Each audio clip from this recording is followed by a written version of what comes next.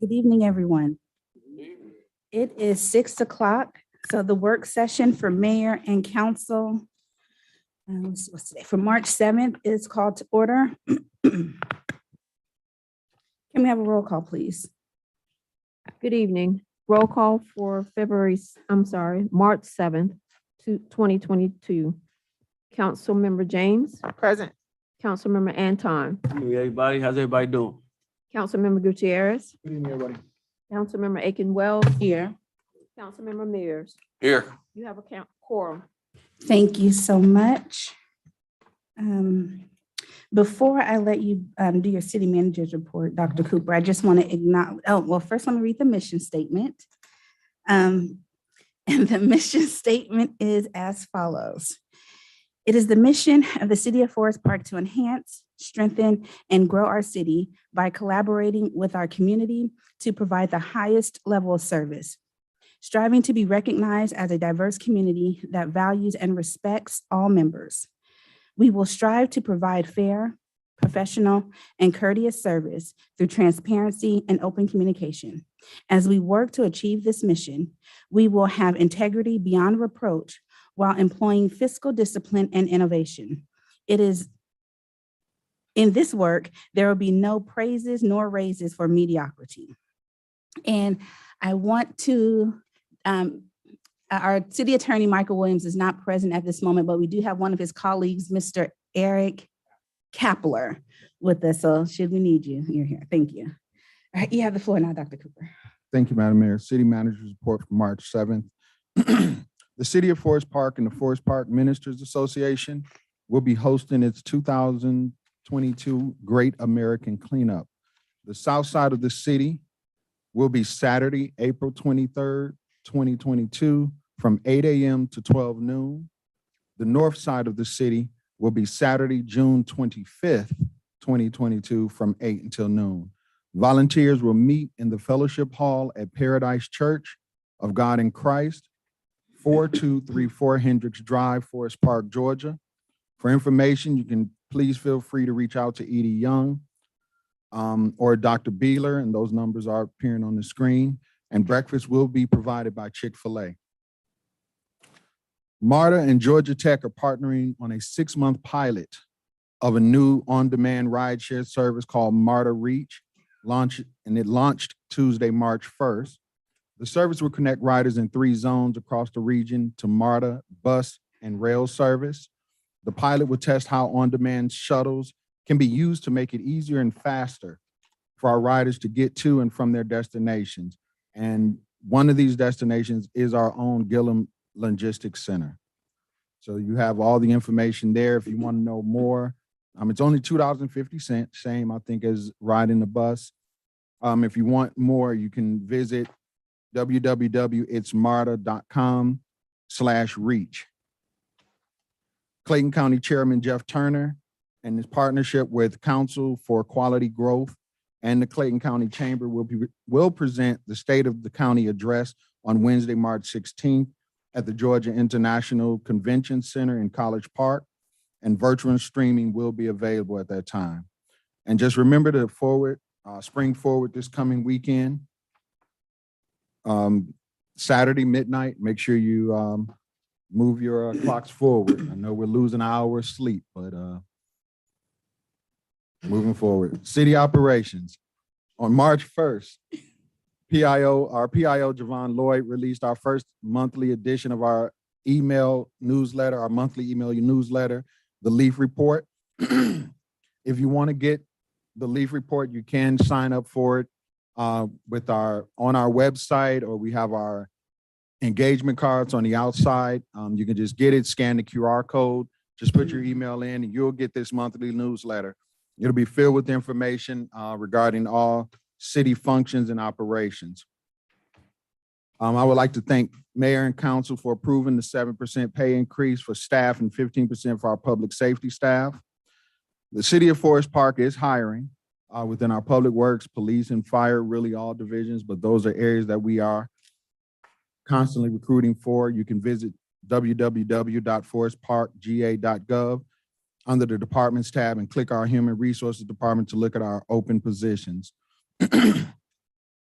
Next, I would like to formally welcome in public and in a public meeting our new finance director, Ms. Chiquita Barkley. Welcome and thank you, Ms. Barkley, for joining our team. Thank you.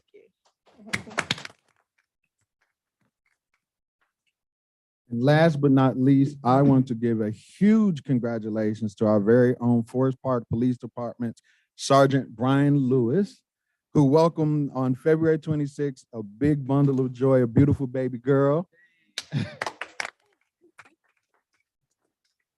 Congratulations, Sergeant Lewis. All right, thank you. We will have our COVID update from our EMS coordinator, Andrew Gelmini. Good evening, Mayor and Council. How are you? Good evening. As of March 6, 2022, Clayton County has had a total of 56,966 cases of COVID-19 with 851 confirmed deaths. Between February 28th and March 6th, there were 126 new positive, which is a significant decrease from last month's 3,940 cases for the same week. So we've had a significant decrease in COVID cases. Forest Park still makes up approximately 8.9% of these county cases, which is a slight increase as overall numbers tend to decline from the last report. And we showed a total of 8 new cases in the last week. We are continuing to show a decline, showing a 76% drop in total positive cases versus last month's numbers. The age group from 20 to 60 shows the highest percentage of positive cases, with African Americans showing the highest positive case percentage, followed by unknown ethnicity and then Caucasian. Cases, as we are well aware of, peaked in the second week of December and are now significantly down, with Clayton County now being rated in the green for cases according to the Department of Public Health, which means that there is a limited impact on healthcare systems as well as low levels of severe illness as of right now. With the continuation of green counties and the furtherment of those green counties, the federal government is currently talking about relaxing some of the mandates for masks in the next few months as well. 50% of county residents have received at least one dose of the vaccine, which equals 143,169 total citizens in Clayton County, and 46% are showing fully vaccinated, which equals 129,274 citizens. 48,214 citizens have also received the additional booster dose, and the age group 65 to 85 shows the highest percentage of vaccination rate. To date, the EMS and EMA coordinators have tracked about 45 positive cases of city employees in the last few months, with very minimally confirmed exposures to other employees and fairly insignificant illnesses that have accompanied those.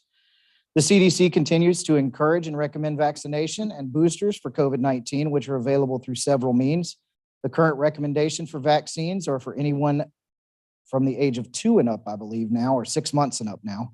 The current recommendation for boosters is at least 6 months after receiving the final dose of the first series of Moderna and Pfizer, or 2 months after receiving the single dose Johnson & Johnson vaccine. Citizens can text their zip code to 438-829 or call 1-800-232-0233 to find local vaccine providers. You can also contact your primary care physician or local pharmacy to see if they are giving the vaccines, or visit vaccines.gov. The Clayton County Health District is giving vaccines based on availability and are currently rotating their locations around the county to allow for ease of access. They are requesting that people wishing to receive the vaccine or booster call and make an appointment at 678-479-2223. And all of this information is available on the city website under the fire department under the COVID-19 information tab. And that is all I have currently. I do have, we did receive an email from our previous medical director, Dr. Augustine, who was very involved in the CDC's research, who did state that as of right now, research is showing that outside of isolated smaller outbreaks, there's no major outbreaks in the forecast for the next few months, but that we should still be kind of vigilant with masks. Excellent. Thank you. Any questions or comments? Thank you. Thank With that, you. Mayor, if I can have just a second, I would like to Yes. introduce our new medical director, Dr. Chris Edens, that you guys voted in. He came in tonight. Excellent. So this is Yes. Dr. Chris Edens.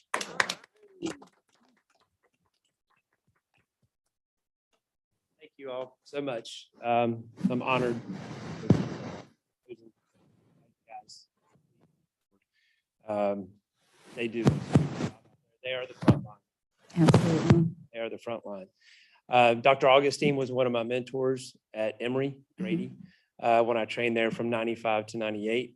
So to be able to, there's some huge shoes to fill, but I'm going to very much do my best. I love pre-hospital and EMS. I'm a emergency medicine physician. I've worked at a lot of the different hospitals around Atlanta, most of the time as medical director there. Been doing that for about 25 years, and my schedule on that side is slowing up, so it allows me to step in and do more on the pre-hospital side.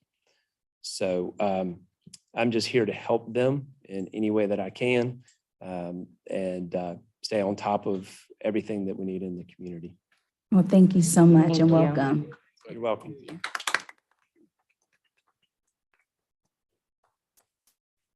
All right, new business. Discussion to authorize approval to award a contract to Hogan Construction Group LLC to construct a new public safety building at Gillum Logistics. Background and history. Hogan Construction Group LLC was selected by a competitive bid process. The city of Forest Park will contract with Hogan Construction Group for the construction of a 13,206 square foot building that include a new mini police precinct at 1,559 square feet and a fire station at 11,647 square feet. This new modern facility will include 3 apparatuses, bays, and with design layouts to better accommodate firefighters. And I don't know if there's any questions or comments, but this is something we have had in the works for some time now.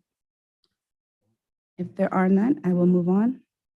Item 2, council discussion on a proposed entertainment district ordinance. Background and history. Entertainment districts are being planned or have been already established within the Atlanta metro area. While they vary in size, building type, and tenant mix, the collective intent of municipalities is to rejuvenate exhausted or neglected real estate, to generate much-needed tax revenues, and to bolster a work-live-play image to compete with neighboring cities for businesses and residents. In order to encourage a more business-friendly environment and a more pedestrian-friendly atmosphere, staff is recommending the creation of an entertainment district. Only establishments licensed to sell alcoholic beverages by the drink for consumption on premises whose entrance is located within the district would be authorized to dispense an alcoholic beverage in a clear plastic cup or other containers as determined by the city council other than a can, bottle, or glass for removal from the premises. Any questions or comments or discussion? Item 3, council discussion of resolution 22-10 in support for the people of Ukraine and condemn the Russian invasion. Background and history. The city of Forest Park, Georgia, has had a high honor of hosting 2 Ukrainian delegations to the United States in the last 2 years. The hosting of the delegation has established a new and growing friendship between Ukraine and the city of Forest Park, Georgia. It is requested that this council consider this resolution condemning the Russian invasion of Ukraine and urge the work community to come together, in finding a peaceful resolution to this crisis. Questions, comments, or discussion? All right. And correct me if I'm wrong, there is no executive session, correct? Well, not for this, okay. All right. Well, the remaining agenda for the regular meeting will go as follows. We will begin at 7 p.m. Afterwards, we will have the invocation by Pastor Clink Scales of Rock Church of Atlanta, then our Pledge of Allegiance, followed by our roll call. Immediately thereafter, we will have the following. Presentations, swearing in of Urban Design and Planning Commission board members, background and history. Mayor Butler swears in all board appointees. The following persons are to be sworn in as Urban Design Review Board members. Rodney Givens, Ron Dobson, who is the mayor of Lake City, and Yahya Hassan. Planning Commission board members, Michael Clinkscales, Asfar Hawk, Andy Porter, and Roderick Jackson. And it is my understanding that Mr. Darnell was unable to accept his nomination. Okay. So we do have 2 public hearings on for tonight, but the public hearings will not go as a typical public hearing would. So whereas for a typical public hearing, 10 minutes is allotted per side for those who are in favor of said resolution or the hearing itself, and then those in opposition of. But for the sake of tonight's agenda, it will be only those that are directly involved in the public hearings that will have the opportunity to speak. So for Councilman Antoine, I will read the background and history, and I don't believe I see Mr. Powell here at the moment. But in the absence of Mr. Powell, then the background and history will serve as Mr. Powell, who was the attorney doing the investigation, as his findings. If he is present, then he will present his findings himself. And then Councilman Antoine, if he chooses to, will have his opportunity, which would be 10 minutes, to speak on the matter. Likewise, with Councilwoman Wells for the second hearing, I will again read the background and history. Afterwards, Councilwoman James, since she was the complainant, will have 10 minutes to speak. And following, if Councilwoman Wells chooses to do so, then she will have 10 minutes to speak. So once the public hearings are closed, we will go into executive session for deliberation. Now, if there's any members of the governing body and or the public who wishes to speak on these matters, then you do have the opportunity for the elected body during our closing comments and for the public during the public comments. So you still have time to sign up for that if you choose to do so. So for our first public hearings, facts, findings, decisions, and recommendation regarding special counsel investigation, background and history. Under the investigative authority of Section 2.15, the City Council of the City of Forest Park, Georgia, empowered the special counsel to review the actions and involvement of City Council member Dabuz Antoine with regard to 2 events. First, a city contract to refurbish the basketball courts and other improvements at Perkins Park. And second, the purchase of Christmas gifts on December 17th of 2020 with funds donated to the city by a private party. In Section 2.15 of the City Charter, the City Council is authorized to conduct inquiries and investigations. The Charter provides the City Council may make inquiries and investigations into the affairs of the city and the conduct of any department, office, or agency thereof, and for this purpose may subpoena witnesses, administer oaths, take testimony, and require the production of evidence. Any person who fails or refuses to obey a lawful order issued in the exercise of these powers by the City Council shall be punished as provided by ordinance. Under this investigative authority, the City Council retained the services of Attorney Anthony Powell of Powell and Edwards, PC, to conduct a fact-finding investigation. Special counsel concluded, with regards to the Perkins Park contract, that there is conclusive evidence that Councilmember Antoine violated the laws of the state of Georgia.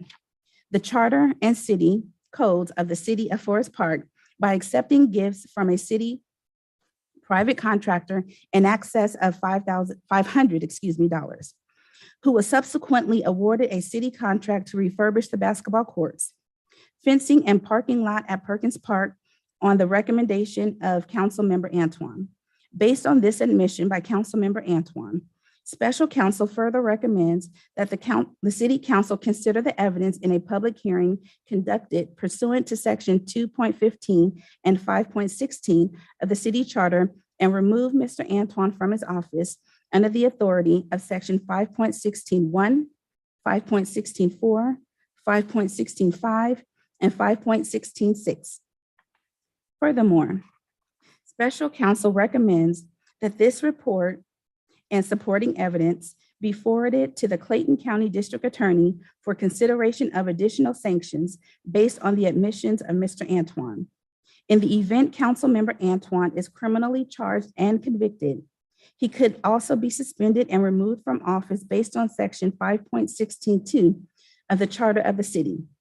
Special Counsel concludes with regards to the purchase of Christmas gifts with the funds donated to the city by a private citizen that there is no evidence that Councilmember Antoine is guilty of an offense that would justify any disciplinary action. The city manager is seeking council's direction on how they would like to proceed with the attached resolution, number 22-07 in this matter. Number 3, fact findings, decision, and recommendation regarding ethics violation, background and history. The City of Forest Park's ethics officer scheduled a hearing, testimony, and evidence in ethics complaint 2022-01, Kimberly James complainant versus Latresa Akins-Wells councilwoman. The referenced complainant and defendant and various other individuals testified under oath, and several members of the community attended the hearing.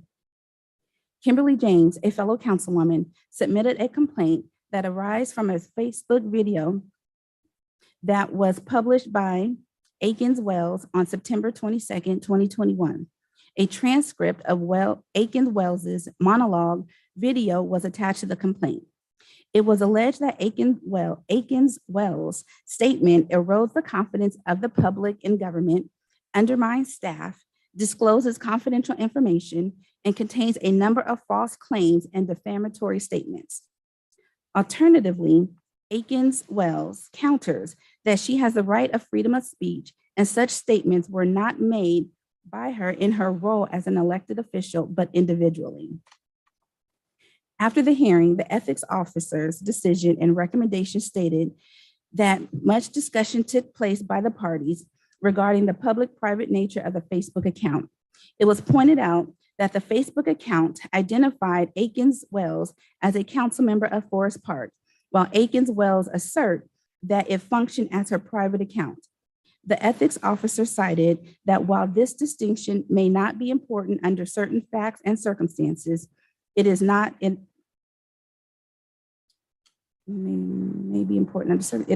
this case. Here, Councilwoman Akins-Wells was commenting on matters directly related to Forest Park and its governance, including employees and fellow elected officials. The mode of communication does not shield an individual from a violation if the content is such communication falls under the prohibited conduct set forth in the ordinance. The mayor and council of Forest Park voted to be bound by the dictates set forth in its ethics ordinances and code of conduct. The code of conduct addresses conduct and communications by council members with fellow elected officials, employees, and the public at large. By way of example, the adopted code of conduct directs elected officials to practice civility and decorum, avoid personal comments that could offend other governing body members, treat all staff as professionals, refrain from criticizing an individual employee, and to not get involved in administrative functions. It is laudable to hold elected officials to a higher standard which promotes trust and legitimacy in local government among its citizens and stakeholders.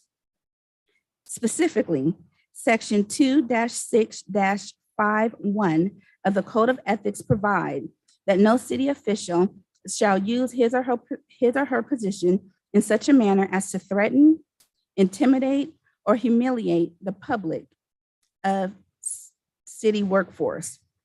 Councilwoman Akins Wells levied a number of accusations against the staff of the city and fellow council members in her statement.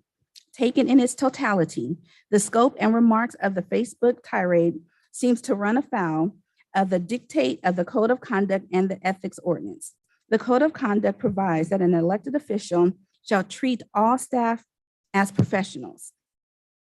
Clear, honest communication that respects the abilities, experience, and dignity of each individual is expected.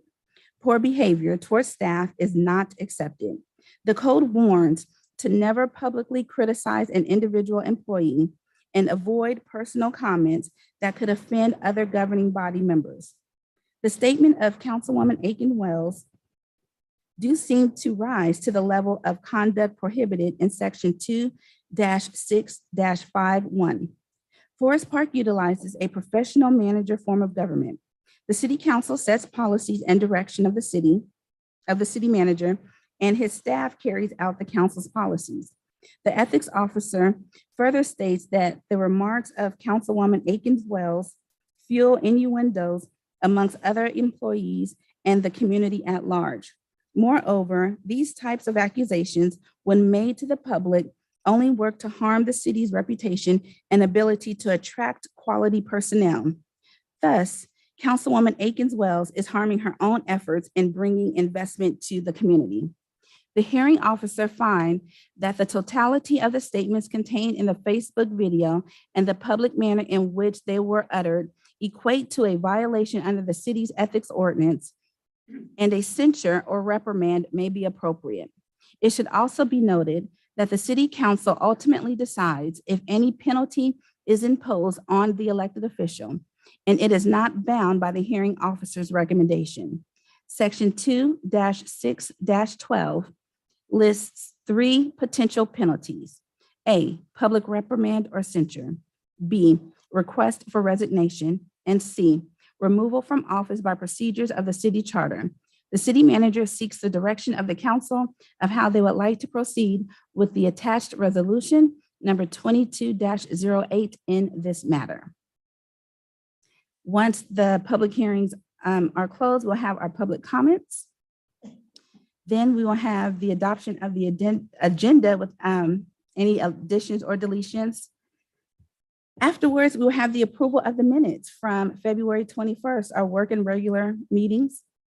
Under new business, we have the following: council to approve resolution 22-9, authorizing approval to award a contract to Hogan Construction Group LLC to construct a new public safety building at the Gillum's Logistics Center.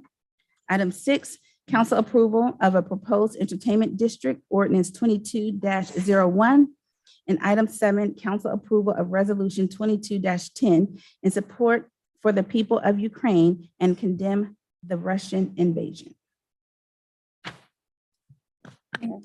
That is our meeting for tonight. So Madam Mayor, any comments during your reading? You didn't ask if we had any. that's what the hearing's gonna be for.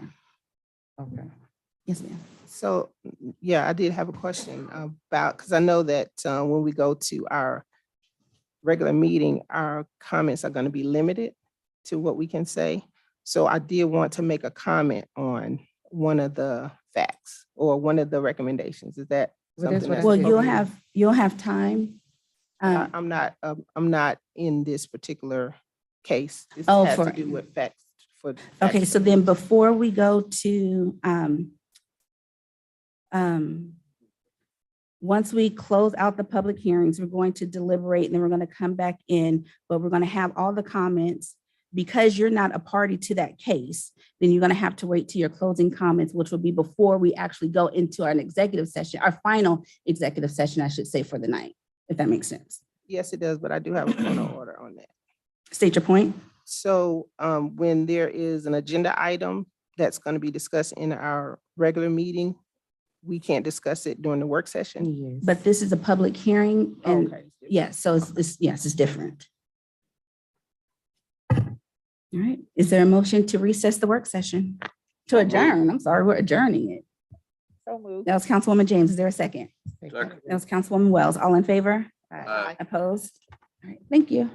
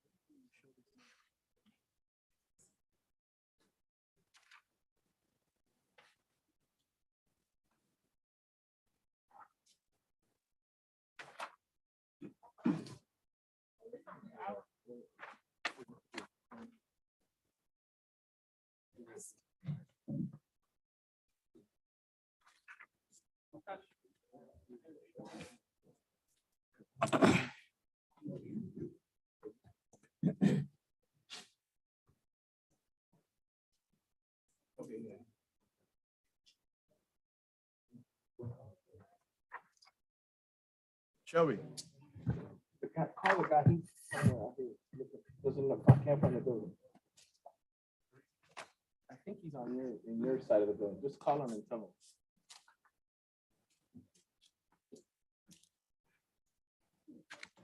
We will do that before. Okay.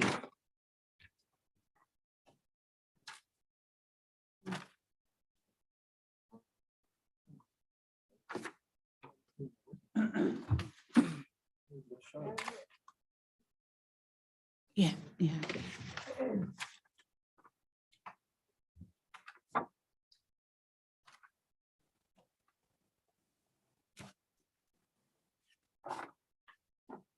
All right, good evening, everyone.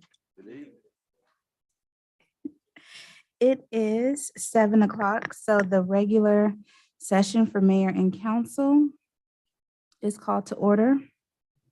Before we get into the invocation, I'm going to read the mission statement. And the mission statement is as follows.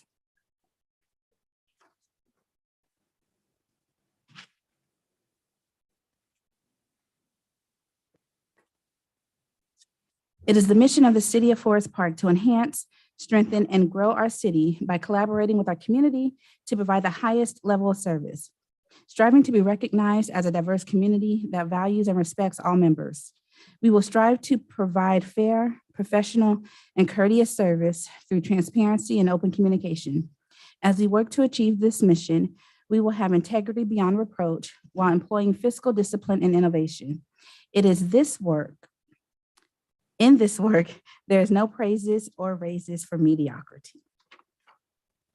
If we, Pastor Clinkscales, there you go. You have the floor, sir. So all those who are able to stand, can you please do so and remain standing throughout the Pledge of Allegiance? Amen. Let's take a moment and just give the Lord a hand clap of praise. The reason why, because we're here. Amen. And Father, we thank you for allowing us to be here. Thank you for giving us breath. Thank you for giving us health and strength, keeping us through the pandemic, through COVID, Lord, and all these other variants. Lord, we thank you for your hands being upon us. We don't take it lightly in the name of Jesus. Thank you for our mayor. Thank you for each councilman. Thank you for the city manager and all those in authority. We thank you for them. Lord God, and we pray, Lord God, for this city to continue to be blessed.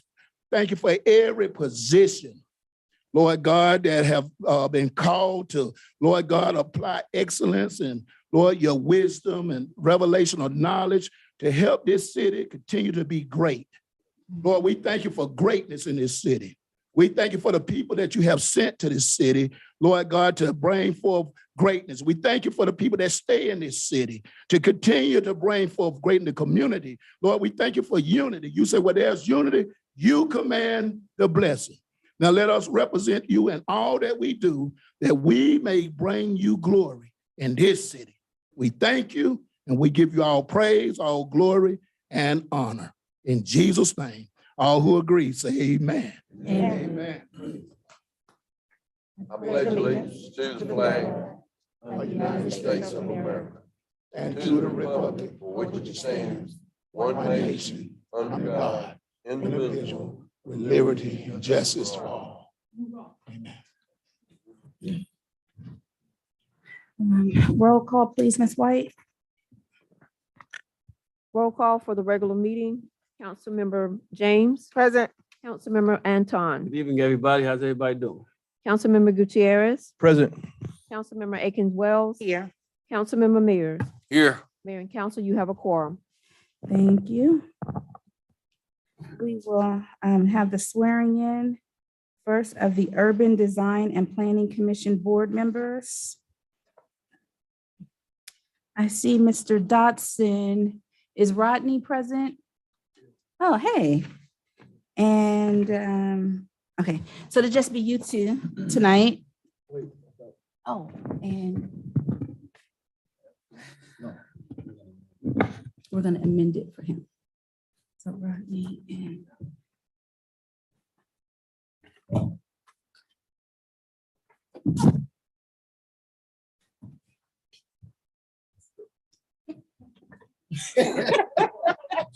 It's me, Mayor. It's not you. I don't know if that's me or you.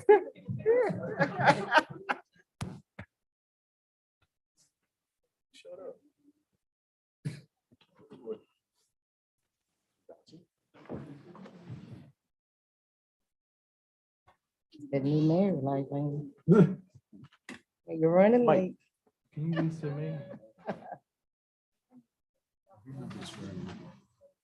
read to me? Gentlemen, can raise your right hand and then repeat after me.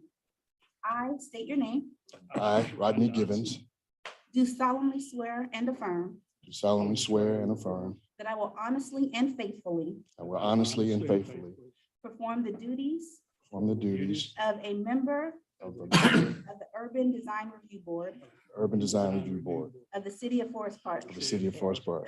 I further swear Further swear that I am not the holder I am not the holder of any unaccounted for unaccounted for public money to this state state or any political subdivision political subdivision or or thereof.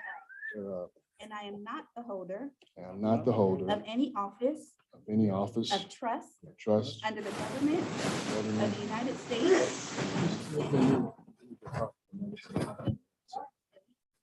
foreign state, from which I am, which I am by the laws of the state of Georgia, by the laws of the state of Georgia, prohibited, prohibited, that I am otherwise qualified that I am otherwise qualified to hold said office to hold said office according to the Constitution according to the and the Constitution laws of the state of Georgia, and the laws of the state of Georgia. that I will support That I will support the Constitution of the United States the Constitution of the United and States this state, and this state, and observe the provisions observe the provisions of the charter of the charter and and code of ordinances code of for the ordinances city of Forest for Park. the city of Forest Park. So help me God. So help me God.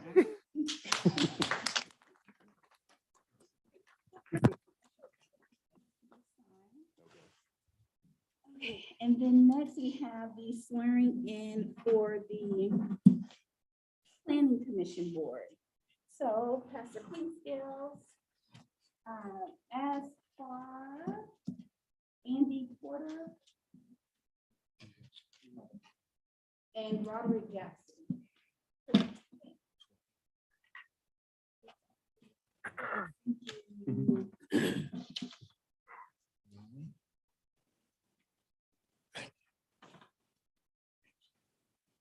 All right, so if you can please raise your right hands and repeat after me.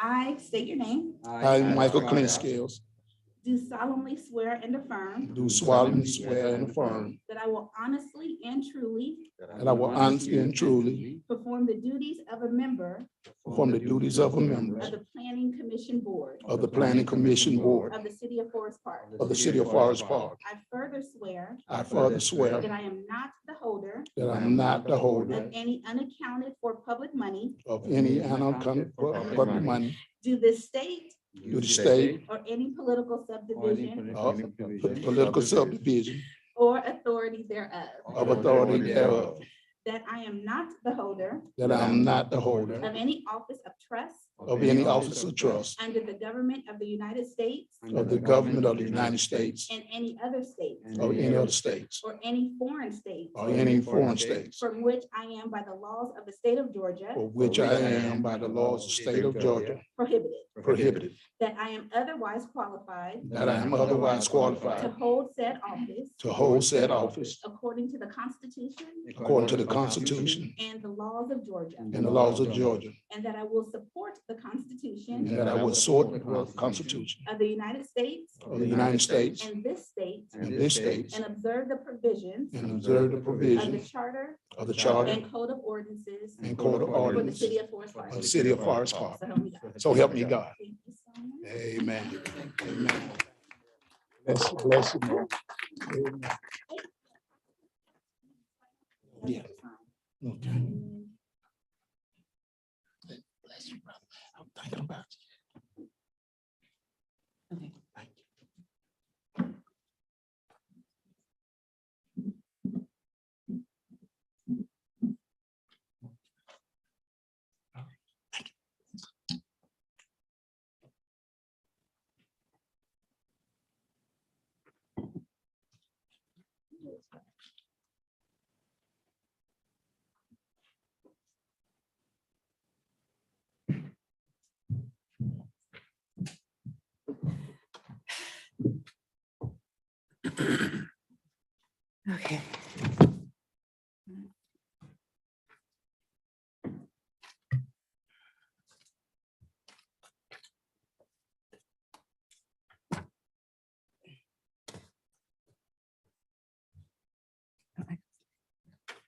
All right, so we have the public hearing. So for those who were not present during the work session, these public hearings that are set for the agenda tonight will be done slightly different. Whereas a typical public hearing, those is open to the general public because the hearings itself would affect the entire community per se. But these that are on the agenda for tonight, theoretically, is just affecting certain people. And so we're going to read one public hearing. Is Mr. Powell present? Okay, so he has not showed up. He was the attorney who did the investigations for the first hearing for Councilman Antoine. So the background and summary that I will read will serve as the fact findings that he would have presented if he was here in person. Afterwards, Councilman Antoine, if he chooses to do so, will have the opportunity to speak. And that would serve as those in favor of and those in opposition against the public hearing. And so with Councilwoman Wells, similar. I'm going to read the background and history. Councilwoman James, as a complainant, will have the opportunity to speak. And then Councilwoman Wells will have the opportunity to speak if she chooses to do so. All parties who are speaking will have 10 minutes to do so. Doesn't mean you have to use it all, but you are allowed at 10 minutes. So if there's any members of the governing body that wishes to comment on the public hearings, can use their portion of the closing comments to address these hearings. And likewise, if there's any members of the general public that wishes to speak, you do have some time to fill out a public comment form, and that would be your opportunity to do so. So is there a motion to recess the work session and open up the public hearings, the first public hearing for Councilman Antoine? So moved. That was Councilwoman James. Is there a second? Second. That was Councilman Gutierrez. All in favor? Aye. Opposed? All right, thank you. Background and history. Under the investigative authority of Section 2.15 of the City Council of the City of Forest Park, Georgia, empowered the special counsel to review the actions and involvement of City Council member Dabuz Antoine with regard to two events. First, a city contract to refurbish the basketball courts and other improvements at Perkins Park. And second, the purchase of Christmas gifts on December 17th, 2020, with funds donated to the city by a private party. In Section 2.15 of the City Charter, the City Council is authorized to conduct inquiries and investigations. The Charter provides the City Council may make inquiries and investigations into the affairs of the city and the conduct of any department, office, or agency thereof, and for this purpose may subpoena witnesses, administer oaths, take testimony, and require the production of evidence. Any person who fails or refuses to obey a lawful order issued in the exercise of these powers by the City Council shall be punished as provided by ordinance. Under this investigative authority, the City Council retained the services of Attorney Anthony Powell of Powell and Edwards, PC, to conduct a fact-finding investigation. Special counsel concluded with regards to the Perkins Park contract that there is conclusive evidence that Councilmember Antoine violated the laws of the state of Georgia, the charter, and the city codes of the City of Forest Park by accepting gifts from a city private contractor in excess of $500, who was subsequently awarded a city contract to refurbish the basketball courts, fencing, and parking lots at Perkins Park on the recommendation of Councilmember Antoine. Based on this admission by Councilmember Antoine, special counsel further recommends that the City Council consider the evidence in a public hearing conducted pursuant to Section 2.15 and 5.16 of the City Charter and remove Mr. Antoine from his office under the authority of Section 5.16(1), 5.16.4, 5.16.5, and 5.16.6. Furthermore, special counsel recommends that this report and the supporting evidence be forwarded to the Clayton County District Attorney for consideration of additional sanctions based on the admissions of Mr. Antoine. In the event Councilmember Antoine is criminally charged and convicted, he could also be suspended and removed from office based on section 5.16.2 of the Charter of the City. Special counsel concludes, with regards to the purchase of Christmas gifts with funds donated to the city by a private citizen, that there is no evidence that Councilmember Antoine is guilty of an offense that would justify any disciplinary action. The city manager is seeking council's direction on how they would like to proceed with the attached resolution number 22-7 in this matter. So, Councilman Antoine, you have 10 minutes if you would like to speak on your behalf. No comment. All right. With no comments, is there a motion to close the public hearing for Councilman Antoine? So moved. That was Councilwoman James. Is there a second? Second. That was Councilman Mears. All in favor? Aye. Opposed? All right. Is there a motion to open the public hearing on Councilwoman Wells? So moved. That was Councilwoman James. Is there a second? Second. Councilman Mears. All in favor? Aye. All right. Opposed? Wait. All in favor? Aye. Aye. Aye. Antoine? Councilman Antoine? Okay, Councilwoman James, Yes. Councilman Antoine, Yes. Councilman Gutierrez, Councilwoman Wells, Yes. and Councilman Mears. Yes. All right, thank you. Facts, findings, decision, and recommendation regard the ethics violation. Background and history. The City of Forest Park's ethics officer scheduled an hearing testimony and evidence and ethics complaint 2022-01, Kimberly James as the complainant versus Latresa Akins Wells as councilwoman. The referenced complainant and defendant and various other individuals testified under oath, and several members of the community attended the hearing. Kimberly James, a fellow councilwoman, submitted a complaint that arose from a Facebook video that was published by Akins Wells on September 22nd, 2021. A transcript of Akins Wells' monologue video was attached to the complaint. It was alleged that Akins Wells' statement erodes the confidence of the public in government, undermines staff, discloses confidential information, and contains a number of false claims and defamatory statements. Alternatively, Akins Wells counters that she has the right of freedom of speech, and such statements were not made by her in her role as an elected official, but individually.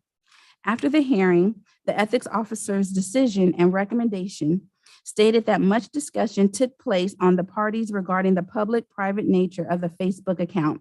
It was pointed out that the Facebook account identified Akins Wells as a councilwoman of Forest Park, while Akins Wells assert that it functioned as her private account. The ethics officer cited that while this distinction may be important under certain facts and circumstances, it is not in this case. Here, Councilwoman Akins Wells was commenting on matters directly related to Forest Park and its governance, including employees and fellow elected officials. The mode of communication does not shield an individual from a violation if the content is such communication falls under the prohibited conduct set forth in the ordinance. The mayor and council of Forest Park voted to be bound by the dictates set forth in the ethics ordinances and code of conduct. The code of conduct addresses conducts and communications by council members with fellow elected officials, employees, and the public at large. By way of example, the adopted code of conduct directs elected officials to practice civility and decorum, avoid personal comments that could offend other governing body members, treat all staff as professionals, refrain from criticizing an individual employee, and not to get involved in administrative functions. It is laudable to hold elected officials to a higher standard, which promotes trust and legitimacy in local government among its citizens and stakeholders. Specifically, Section 2-6 6-5-1 of the Code of Ethics provide that no city official shall use his or her position in such a manner as to threaten, intimidate, or humiliate the public of city workforce. Councilwoman Akins Wells levied a number of accusations against the staff of the city and fellow council members in her statement. Taken in its totality, the scope and remarks of the Facebook tirade seems to run afoul of the dictate of the Code of Conduct and the Ethics Ordinance. The Code of Conduct provides that an elected official shall treat all staff as professionals. Clear, honest communication that respects the abilities, experience, and dignity of each individual is expected. Poor behavior towards staff is not accepted. The code warns to never publicly criticize an individual employee and avoid personal comments that could offend other governing body members. The statement of Councilwoman Akins Wells do seem to rise to the level of conduct prohibited in Section 2-6-5-1. Forest Park utilizes a professional manager form of government. The city council sets policy, and direction of the city manager and his staff carries out the council's policies. The ethics officer further states that the remarks of Councilwoman Akins Wells fuels innuendos amongst other employees and the community at large. Moreover, these types of accusations, when made to the public, only work to harm the city's reputation and ability to attract quality personnel.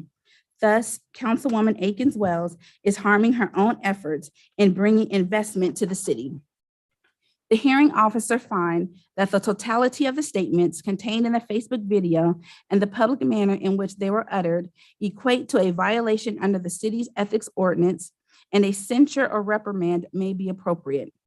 It should also be noted that the city council ultimately decides if any penalty is imposed on the elected official, and it is not bound by the hearing officer's recommendations. Section 2-6-12 lists 3 potential penalties. A, public reprimand or censure. B, request for resignation. And C, removal from office by procedures of the city charter. The city manager seeks the direction of council of how they would like to proceed with the attached resolution 22-08 in this matter. All right, Councilwoman James, as a complainant, you have 10 minutes, ma'am. Thank you, Madam Mayor. First of all, I just want to say that this background and history that the mayor just read, it actually comes from our unbiased ethics officer that we employed to represent complaints that the city has against us as the governing body. And so this was very unbiased.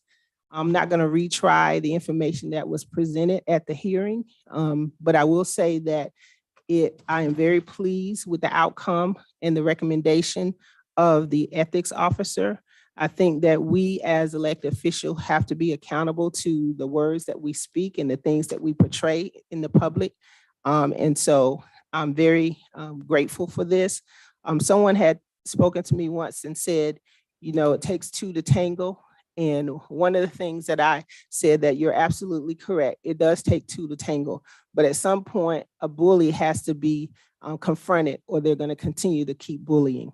And so in my estimation, and even some of the things that have happened since this hearing, Councilwoman Akins Wells' conduct is unbecoming. I am not one that will recommend a resignation or a removal from office, but a public reprimand, I do believe that is something that's appropriate. It gives the people an opportunity to see what is being transpired through things that are happening.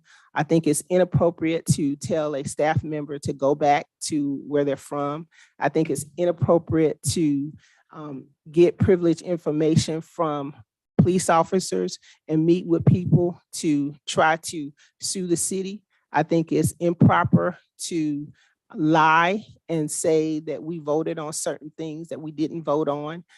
Those are inappropriate behaviors. And so I stood up to say that this is not acceptable.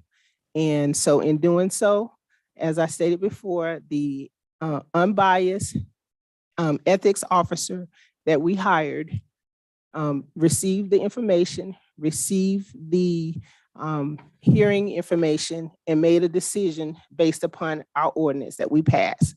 And so I'm very pleased with that.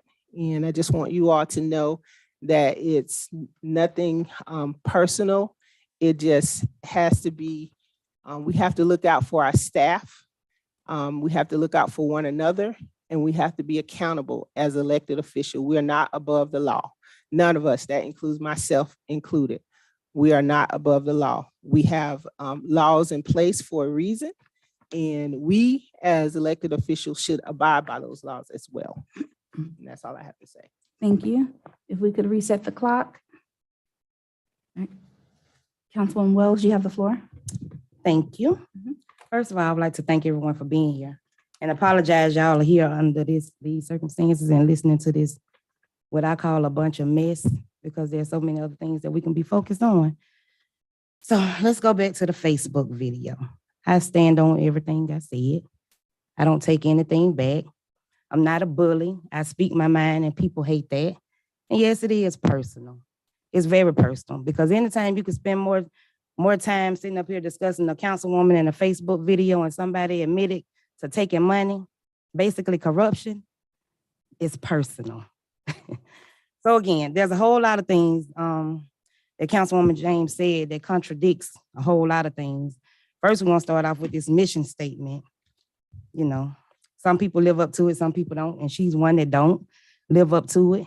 Because in the mission statement, it's actually a few that don't live up to it. It states, we all strive to provide fair, professional, and courteous service through transparency and open communication. As we work to achieve this mission, we will have integrity beyond reproach. That's a lie. Councilwoman James on a recording for about 30 to 45 minutes during the campaigning season discussed things that we had discussed in executive session to a member of the city, a citizen of the city that was running for office. Discuss things in it that was going on in executive session. Nothing has been done about that. Nothing has been said about that. Councilman Antoine admitted to taking money. Got beat up for trying to take somebody's money, but nothing's being done about that. And matter of fact, it was covered up for a long time because according to our city manager, he wanted to wait until after the election to put it out there. So I'm just saying that to say this. If you wasn't doing anything wrong, you don't have to worry about Councilwoman saying nothing.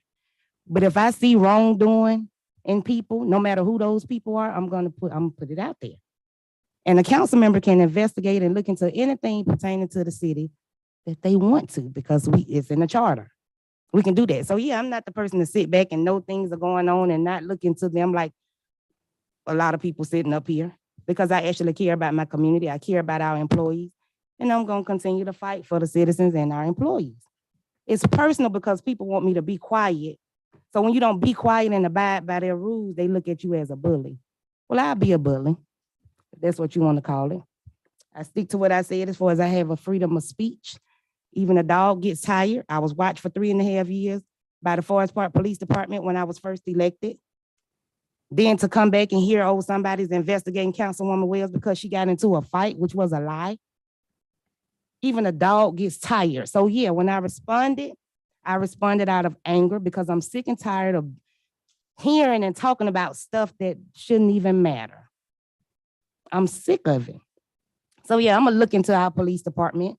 When I get complaints, I'm gonna bring it to the city manager and do what I need to do as a council person. I'm gonna speak my mind because I have a freedom of speech to do so. And if you don't like it, then that's a personal problem. So again, when you're being unethical and doing unethical things yourself, look in the mirror and check yourself before you try to check anybody else. And I'm not gonna get up here and say, oh, I was wrong. I probably shouldn't have said this. I probably shouldn't have said that. But I did. And I stand on every single thing I said. I don't take it back. I fear no man but God. No man but God, and I will not be intimidated. The people didn't elect me for me to get up here and shut up to please other people. I'm not where somebody has my hands tied. Oh, we won't send you to jail as long as you support us and vote for everything. I'm not in that situation, and I never will be. I'm not to go along to get along. I'm gonna do what's right.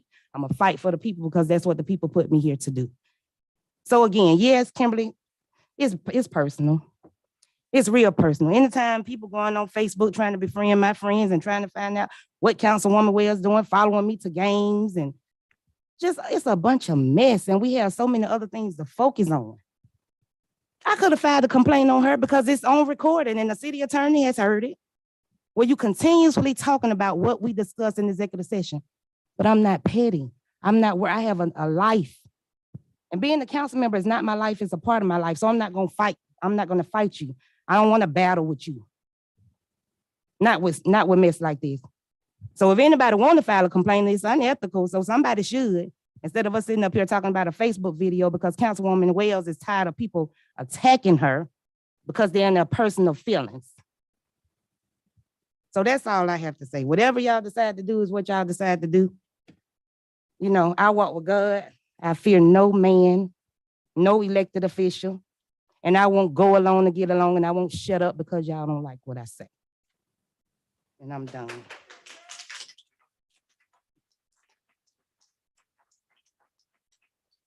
Is there a motion to adjourn the second public hearing and reconvene into our regular meeting? So move.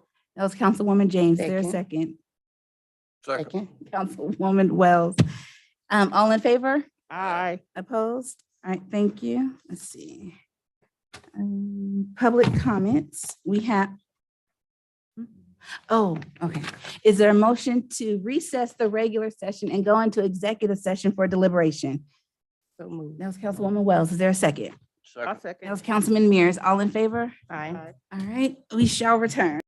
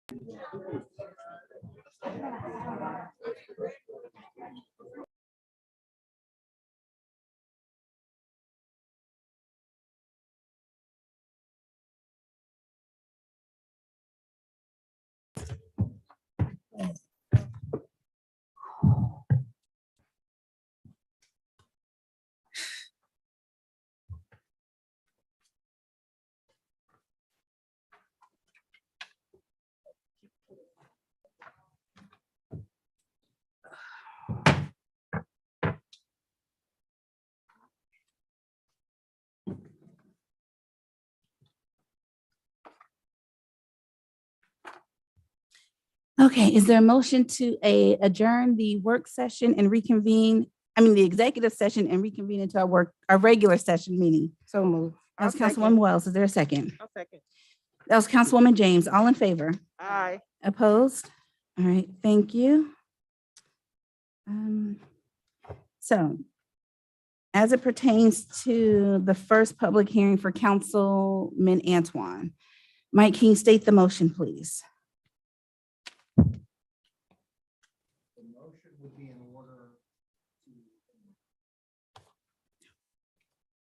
The motion would be in order to reprimand Councilman Antoine. So moved. That was Councilwoman James. Is there a second? A second. That was Councilman Mears. So the resolution is as follows. Whereas the city of Forest Park is a municipal corporation located within Clayton County, Georgia, duly organized and existing under the laws of the state of Georgia, and is charged with providing public services to residents located within the corporate limits of the city, Ward 2. Whereas Council Member Dabuz Antoine was elected to serve the citizens of the city. Whereas Mr. Antoine swore an oath that among other things, he would perform the duties of the office of council member to the best interests of the city of Forest Park.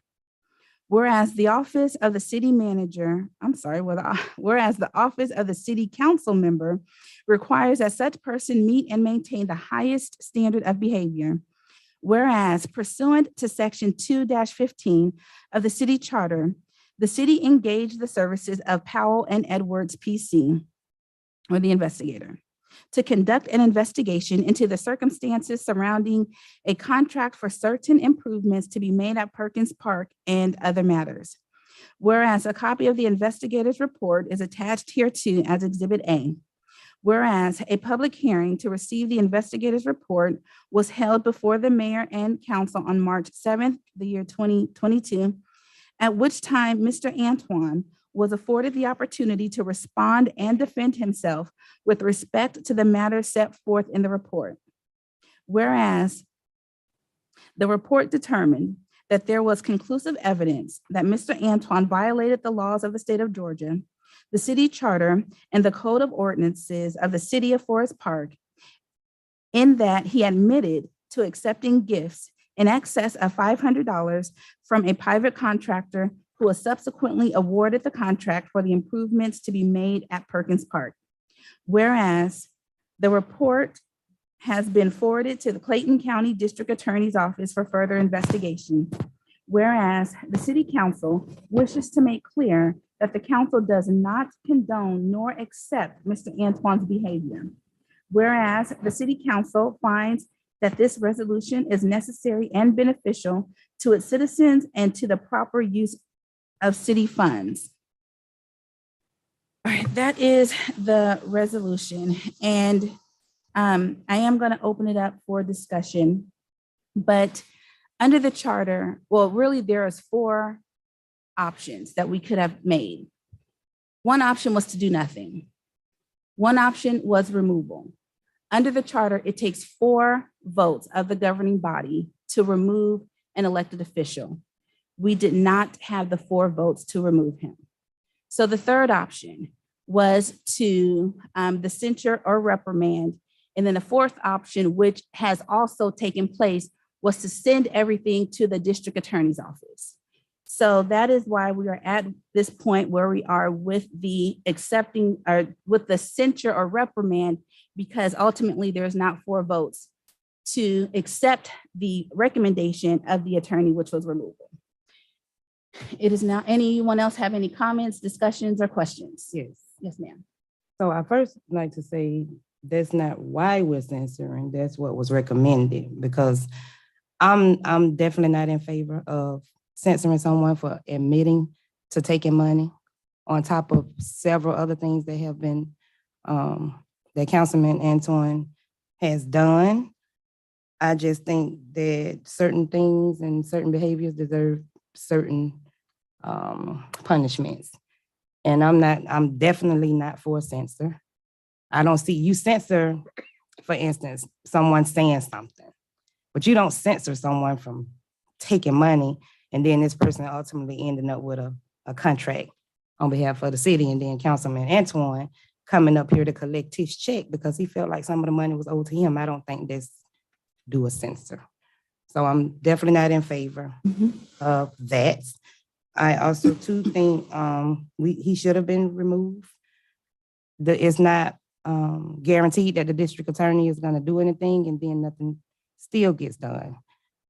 So I just think as a council member and us talking about transparency and being held accountable, then we're contradicting everything we're saying just by censoring someone that's involved in corruption. That's all I have to say. Thank you. Any other questions or comments? Yeah, this is just uncomfortable for me. I'm gonna be honest. Knowing these people, you might, for some of them, just see this, but as elected officials, you are put in that public eye. And it's hard because I see, I've seen the best sides of both of them, but like anything, it's like running a business. I cannot expect Dr. Cooper to hold Bobby Jenks accountable or Director Brown accountable, anyone else accountable if we can't do it with each other. And, something I heard, I don't know the exact quote, but it's you surround the people, yourself with people that are smarter than you in certain areas. And I'm not an attorney. I'm not an expert in these things. Mike is, and the investigator we got. So if his recommendation was removal with all of the things he quoted in our charter, that's what I agree with. I am for the removal of you, Councilman Antoine. It's business, it's not personal.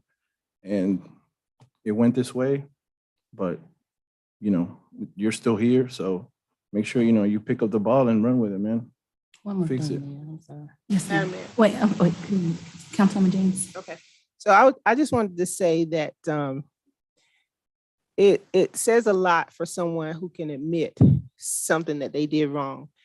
And a lot of times when, you all may not know that even with the investigating that went on, a lot of people that were asked to participate in the investigation hearing did not show up. So we were not able to get the full picture of what transpired. Councilman DeBose showed up. He said what he did and received. That says a lot about a person that shows up. There are things that we don't know as elected officials that many other people are involved in. And we don't have that information. But we have forwarded that information to the district attorney's office. The district attorney's office has more power than an investigative attorney. An investigative attorney can say, I want you to show up, and that person don't show up. A district attorney tells you to show up and you won't show up. And so they have the power to get more information, to get more in depth as to what actually transpired. So I am of the opinion, and I've talked to other people in the community, that a removal for me as an elected official to remove another elected official is not my place. I think it's the place of the people that voted them in to vote them out. If you all feel like you need to remove him, then go through the process and have a removal process. There is a way you could do that, but you do that as voters, not as me, a co-person with Councilman DeBose. to say, I want you removed because I feel like this is something that you should be removed for. I'm not, that's where I am. And so I would not vote for removal for that reason. And again, it says, to me, it says a lot about a person that can admit when they did something wrong, as opposed to saying, I did nothing wrong. Councilman Mears? Under the circumstances with the way the vote would probably come out and the involvement of the district attorney's office in the matter, reprimand with the backup of what transpires with the DA should be punishment enough. I'm like Ms. James. I hate to reprimand or dismiss a colleague or member, but he was man enough to man up and say he'd done it and all that. But there needs to be some kind of guidelines, changes in our agendas and stuff so that we have some way to handle this. Right now, there's a lot of personal feelings going on in this, and it's clouding people's judgment. I don't know how many people here has been on a jury, but you can't let personal feelings get involved in your decision, which I feel like that's what's happening now. So you have to take the list of two evils and move on with the situation. Councilman Wells? Yes, I just want to say one more thing, and then Councilman Mears helped me with something else. It's not personal because for one, we didn't take the money. We didn't feel like we was owed money, so I don't understand how you can say it's personal and it's people's personal feelings. So with being transparent and me being the person that I am, I'm just gonna say the writing's on the wall. And what I feel, the reason nobody asked him to be removed because it's a power thing. And if he's removed, then he can no longer be somebody's yo-yo and vote with everything that certain people want to do. If y'all notice the previous meeting, that's what's been taking place. After this meeting, that's the same thing that's going to take place because he feels like they saved him or they kept it on the hush for this long. So he owes them something. So he's going to go along and get along, which is another reason why he shouldn't be in office because the people can't trust him.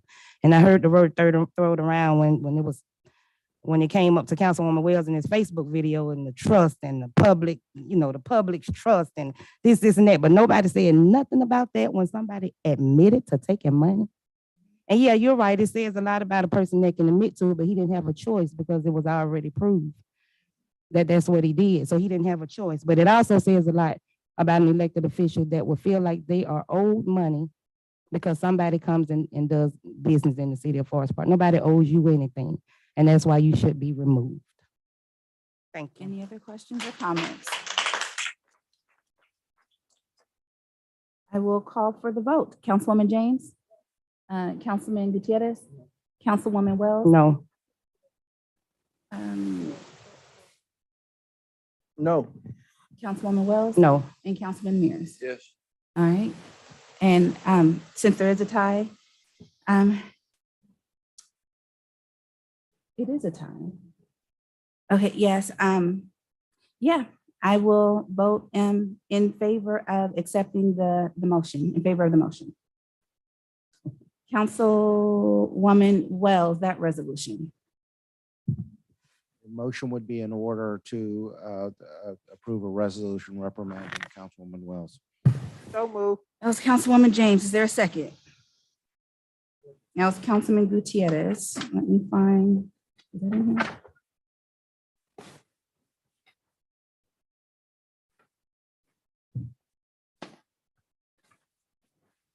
Okay, the resolution is as follows. Whereas the city of Forest Park is a municipal corporation located within Clayton County, Georgia, duly organized and existing under the laws of the state of Georgia, and is charged with providing public services to residents located within the corporate limits of the city, Ward 4.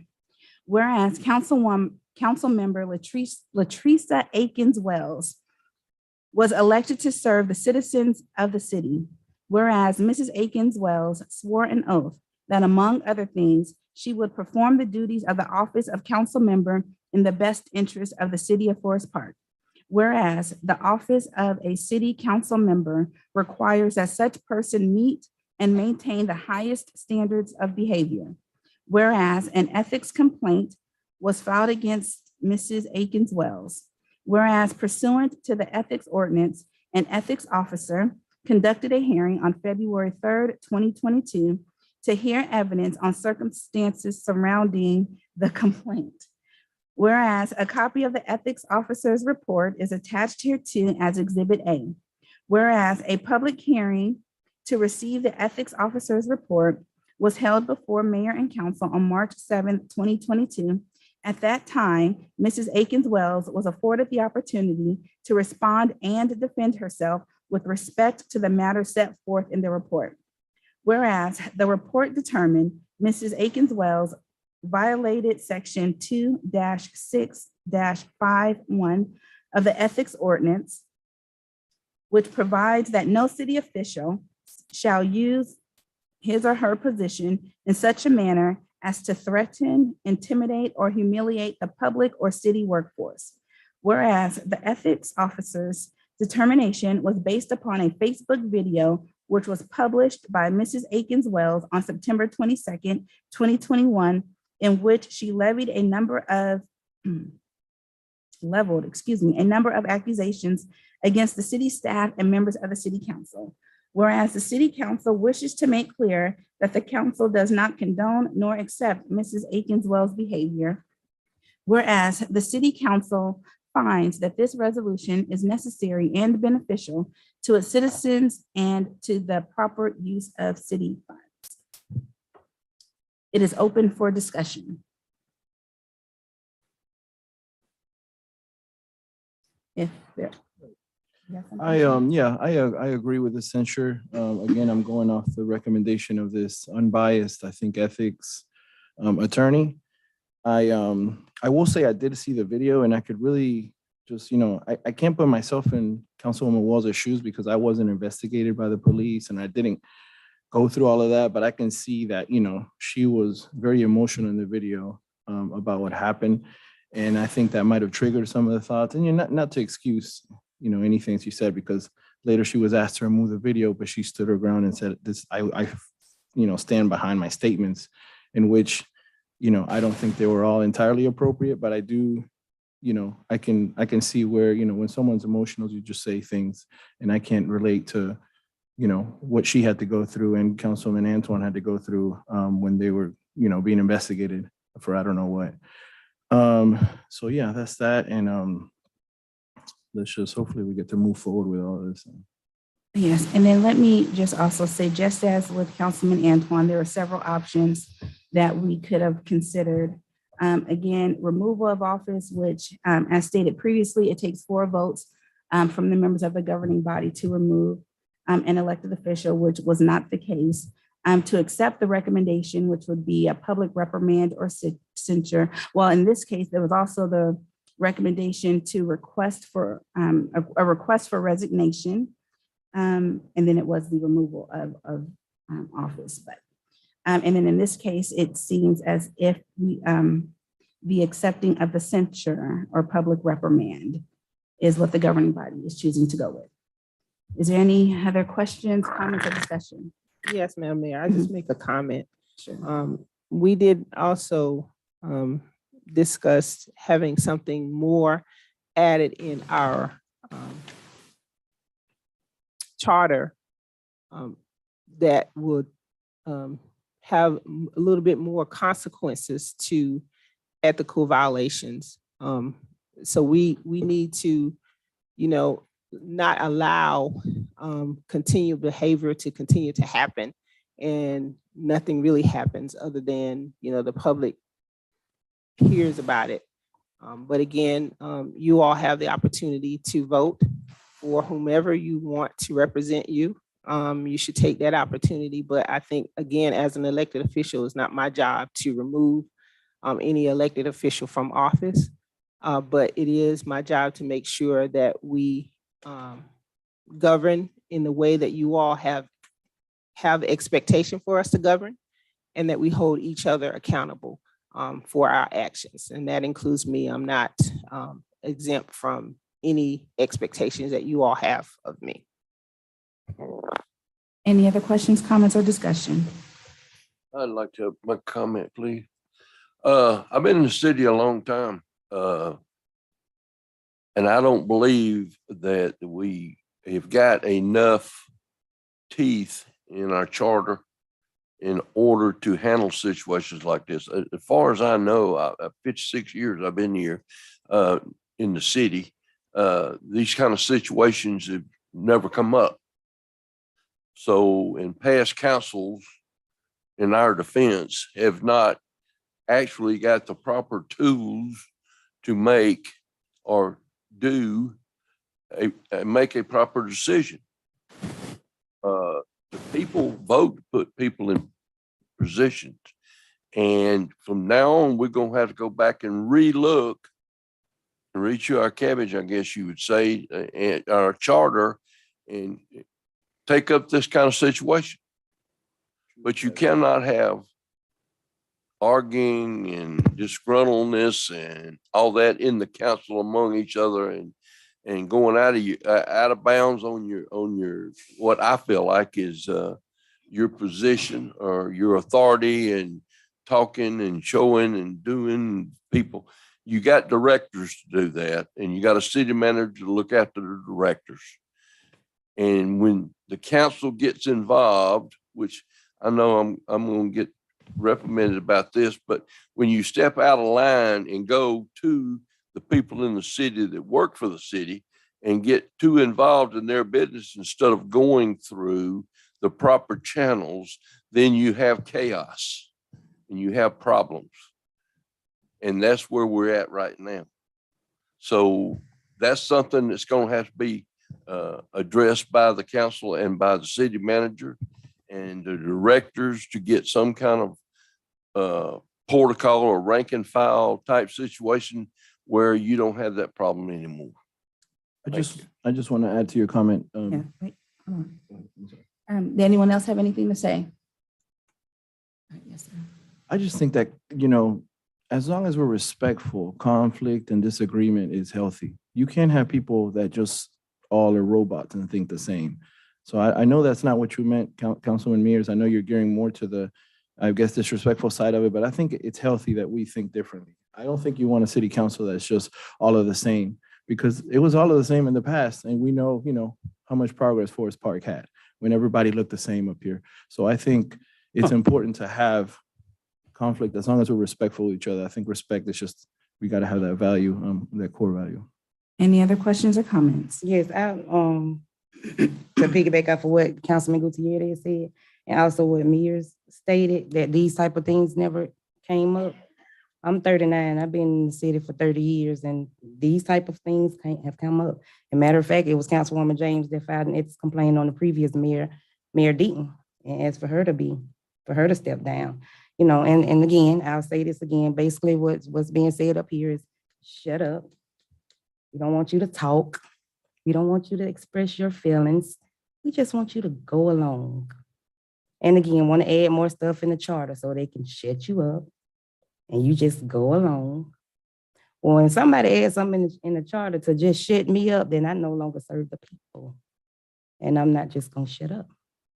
I'm not gonna do that. The people elected us to be a voice, and although some of us don't hold the people accountable and be mad because they step up and they speak up for the people and speak up for themselves, because I'm Latresa Shantae Akins Wells before I'm Councilwoman Wells. And I'm gonna defend myself when I feel like I'm being attacked. And you stated that we need to let the directors do this, and we need to let the people do this. We have people higher up. But what do you do as a council member when it's the higher up people that's budging and stabbing you? Then who do we go to? We're left to defend ourselves, but you want us to shut up. I will not. And then to go back on, I don't know if I can go back on the Antoine thing. No. Sure. I just want to bring, because I am transparent and a lot of things wasn't discussed, I guess, because the investigator didn't bring certain things up. But as far as the purchasing items with the city's credit card, that was another thing that was kind of like brushed up under the rug. And they said they didn't see any wrongdoing in somebody purchasing tailored suits, buying shoes for themselves. I'm not an investigator, but I do know if this type of thing was being investigated, if I was investigating, then I want to know who that suit was for. If it wasn't for you, who was it for? If the 9.5 shoe that you wear wasn't for you, then who was it for? So I don't understand how the investigator came up with that, but I just want to be transparent and let the people know what was really going on. Any other questions or comments? Yes, sir. I want to say one thing is, if all of us are vigilantes and go out and get into everybody's business, we don't need a city manager. We need 5 councilmen that'll run the city. We got to have organized chaos. You got to have somewhere, somehow you got to be under control. You can't, everybody runs around taking care of everybody, the fire department, the police department, the city workers, the this, that. You got to have some kind of organization. That's all I'm trying to say. You got to have organization. And when everybody gets involved and everybody tries to take care of everybody's business, you have chaos. That's all I'm going to say. Thank you. I am going to call for the vote. Councilwoman James? Yes. Councilman Antoine? Yes. Councilman Gutierrez? Sorry, that wasn't a motion. No, the motion was done previously. No, it wasn't. Yes. Yeah, because then I read the resolution. You read the resolution, but there was Did the no motion? motion. I thought you did do the motion. I asked Mike to do the motion. Mike didn't read it. No, okay, the first okay, well, okay. We'll do it again. Mike, restate the motion. Motion would be in order to approve the resolution reprimanding Councilwoman Moss. So moved. Councilwoman James, is there a second? We already, just do it again, That was Councilman Gutierrez. We already had the discussion, I already read the resolution, so I'm gonna call for the vote. Councilwoman James. Yes. Councilman Antoine. Councilman Gutierrez. And Councilman Mears. Yes. All right, thank you. Public comments. I have 4. Madam Mayor, Yes, ma'am. I have received 3 more, but one is not a resident of Forest Park, that came in after the 6:45 timeframe. All right, given the agenda, I'm going to ask the council if they would allow the additional 3 public comments. All right, that was Councilwoman James. That was Councilman Antoine that seconded. All in favor? Opposed? All right, thank you. Let me just pass it down, please. Ms. Pellegrini? Pellegrini.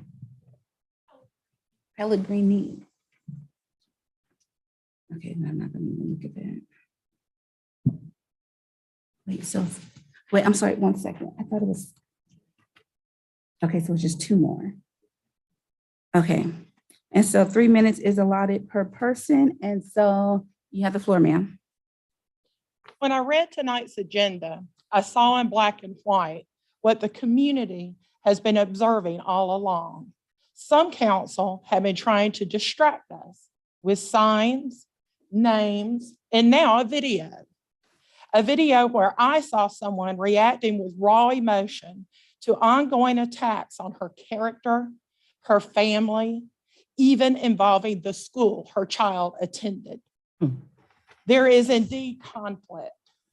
And to quote the complainant, Ms. James, it erodes the confidence of the public in government.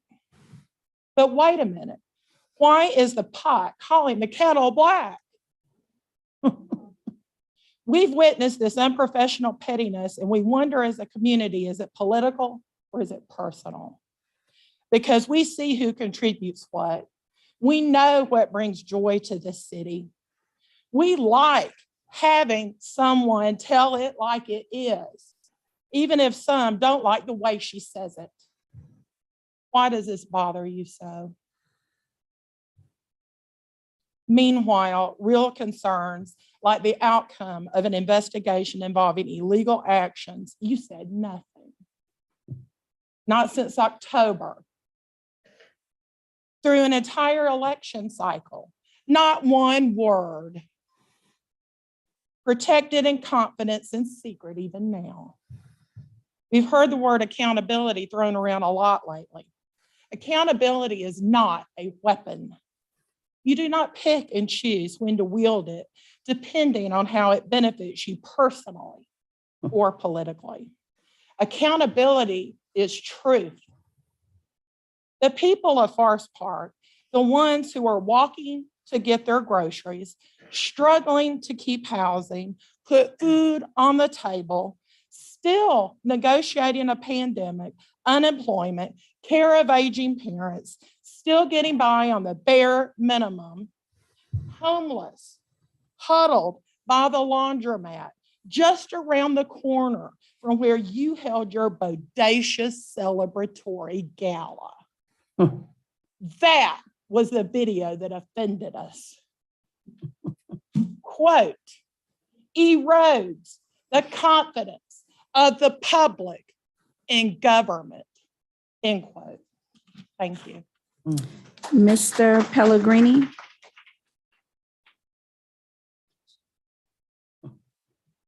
Yes, sir. Well, yes, your wife corrected me. Good evening. Good evening. Councilman Antoine broke the law. You've known this for a long time. He should be removed from council. Everyone I've talked with agrees. He waited until now for a public hearing when the appropriate time for a public input was during the last election. Now here we are, and you vote to censure him? Are you kidding me? And coupled with whatever feud y'all got going on with Councilwoman Wells. In that one, special counsel described the problem with the word tribalism. All of you look bad. Is the entire governing body okay with this? This really concerns me. Also, I saw nothing in the document stating what the cost of the repairs would be for the poor workmanship at Perkins Park, nor anything addressing whether there are other contracts with the city involved. That concerns me. I ask that the governing body do a deep analysis of their decision regarding this matter, and I encourage you to vote instead for removing Mr. Antoine, because that is the appropriate action, and you were sworn to uphold the law. Lead the community of Forest Park in the direction of healing. Stop talking about it and around it and do the work. Very disappointed tonight. Ms. Wright. Ms. Wright?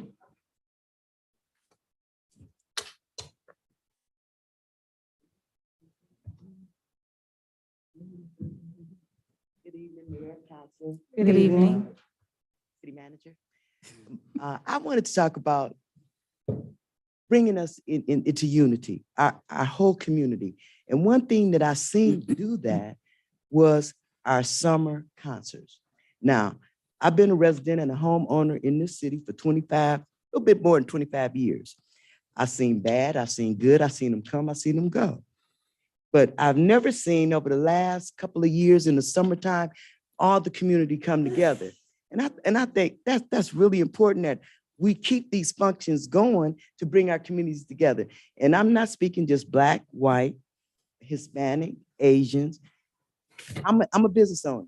I have a tax business. I have my clients consist of many residents as well as businesses here in the city. So I talk to all the people so I could say firsthand, they excited about what we're doing in the summer, what's going on. We got to keep that going. We have, no matter who bring it forth, kudos to you, Councilwoman Wells. Please bringing direct all the everything to the chair. entertainment and everything to our city, because we're the largest city in Clayton County. We ought to be the one that's setting the example, not Jonesboro, because Ricky got it going on over there. We need to start bringing things to bring our community together. And the only person I've seen throughout the council to make this happen, two people, Councilwoman Wells and Councilman Gutierrez. They got functions that go on that bring the community together. Let's keep this going, y'all. This is about the community. That's all I Thank- We got, look, this is for all of us. This is about all of us. We got to stop the bickering, stop the craziness, because, you know, this is our city. Y'all represent us. I'm a resident. Like I said, I'm a homeowner, resident, taxpayer, everything. And I expect for the people that I put in place to be respected and to give back to me, the community, the residents, as I do, and I'm not even a resident. I'm not even a council representative, but I'm a community servant, you know, and I talk to everybody. So y'all got to get it together. We got to get it together. This is our city. I'm not from here originally, but I done made it my city too. Okay, but look, we got to do better. And it's all about us, the residents, not them, y'all. And y'all remember that now when it come election time. Mhm. So, thank you. Yes, Thank you. thank you. Ms. Long. Madam Mayor, I have a Oh, yes, point of ma'am. order. Yes, ma'am. Although I appreciate the applause, it's not appropriate. I think we should not have the applause. I'm okay with the applause. Thank you. Okay, but we're not gonna get out of order with it. Thank you. I'm sorry, Ms. James. Oh, Greetings, Madam Chair, and I don't see who pro is right now. Who's the pro, Tim? Councilman Gutierrez. And members, I'm just here to start back in January. All the nonsense we are sitting around right now is just a group of governor body who's already made up a decision. I remember growing up watching To Catch a Thief. Anytime you catch a thief, he gonna tell on himself. I'm through with that. And I feel like the rest of my community, he should be removed. Now, let me get to some good news. Sanctuary would be for Mrs. Webb, for my record. Remover would be for Mr. Antoine. You caught red-handed. And the best thing would be for your constituent to just resign. But back to January the 25th, I want to just make recommendation for Commissioner Davis, who did a Warren Center to help out the constituents during the time of coldness. I'm gonna have to move fastly. I spoke with the Minister Association who pulled out their heart. Forest Park, Church of the Rock, Minister Micah, Mr. Brother Cook, everybody joined in together. I could go on and on, Minister Wanda, Harris, it's so many of us joined together in unity and we bought collectively. We was able to actually transition people from one location to another. And again, that is something to think about. We do have a lot of constituents hugging around these grocery stores trying to keep warm, although it's going to get hot. It's going to get very hot this year. Also, I want to give kudos to the Park and Rec Leisure. I also volunteer at 7 Pillars of Cabinet on Rock Cut Road. We was able to merge with the Recreation Center to do basketball for ages 14 and up. My kudos go to Mr. Tyree and Mr. Morris over there. We did an outstanding job of making sure the children was able to get to the championship. And I tell you, my team did make it to the championship. Also, we have a big pothole on Conley Road that you all need to consider of filling up. Instead of filling your pocket up, fill up those holes. I yield my time back. all right, thank you. Thank you. Okay, let's settle down. We have, let's see, one more. Oh, okay, two more. Miss Ursula Kinsey. All right. I'm a resident for long, so I don't know everyone on the panel, but this is the first time that I've come to one of the meetings, and I'm somewhat saddened by what I see. Unfortunately, we're at a standstill where we have to come and look at two council people to determine whether they should be here or not. And then to watch you all bicker amongst each other about pettiness. I think some of it is petty. When it comes to Councilman Antoine, that's not petty to me because it's in your hands. Your hands are dirty. But when it comes to Councilwoman Wells, I find that to be a bit petty because of the situation. I noticed what has come to the community. My son was murdered 4.5 years ago, and it was by gun violence. I started a documentary. Councilwoman came to me and she said, this is not only happening just to you, but it's happening to everyone else in the community. We have to get our community back. She allowed me to share my story of my son being murdered, my only child, and present it to the community. Your community came out, my community came out, our people came out as a whole, white, black, orange, green, and brown. They were all out to say, hey, no more gun violence. We're not doing that anymore. That was bringing the community together. Then on another occasion, I'm in the gym, I'm doing step aerobics. So now not only are you caring about what happens to our youth, but you're trying to make sure I live. I'm doing step aerobics. So you're bringing the community together. We got little kids in there bouncing around. We got elderly bouncing around. We're all in there doing it together. That's bringing the community together. And then there was the summer. When I walked out and I see in the park different diverse of people there. I'm gonna be honest, I've never seen you in my life. But okay, man, we're gonna direct all the Okay, comments I've to the never chair. seen that council person, but I've seen that one. I rarely even see you, but I've seen that one. I've seen you. So all I'm saying is these people are here for a reason, and we voted for somebody. And the reason we voted for that somebody is because we want them to represent us, whether it's good, bad, or indifferent. And it appears that that's what Councilwoman has done. She has provided us with information that we probably never would have known. She's kept it real, whether you like it or not. Maybe her way of doing it may not be tactful. Maybe we need some in-service on how to be tactful. I don't know. A lot of us out here are not tactful, but what I can say is she's brought the community together in a health manner. She brought the community together to stop the violence in the community. She's brought the community together in other ways so that we can be sociable. And yes, some of the things that has happened because of social media is unprecedented. So maybe you need to take a look at that. But I do want to say, I do appreciate everything that everybody does, but let's be fair. Thank you. You're welcome. Mr. Larry Malone. Hello, my name is Larry Malone. I'm a certified personal trainer. I grew up right here in Forest Park. I went to Forest Park Middle School, Forest Park High School. And growing up, my best friend mother, her name is Debbie Yeoman. She was a Forest Park City Councilwoman. And we did not know what her job was. Like, we just knew she was on the Forest Park City Council, but we didn't know what her job description was. I didn't know what a city council member does until I met Councilwoman Wells. And it was funny because I met her at her real job and she overheard me training someone and she asked me, she liked what I was doing. I came up with an original format for step aerobics. It's old school music. It caters to elderly people, preferably 35 and older. If you're in Wellness with Wells, can you stand up? Because a lot of us came from the class straight here when we heard about this. So because these people, the program is no longer going on, but these people followed me to the dance studio. I had a struggling business and they followed me from that program. She's brought me back for a request from the citizens 6 times.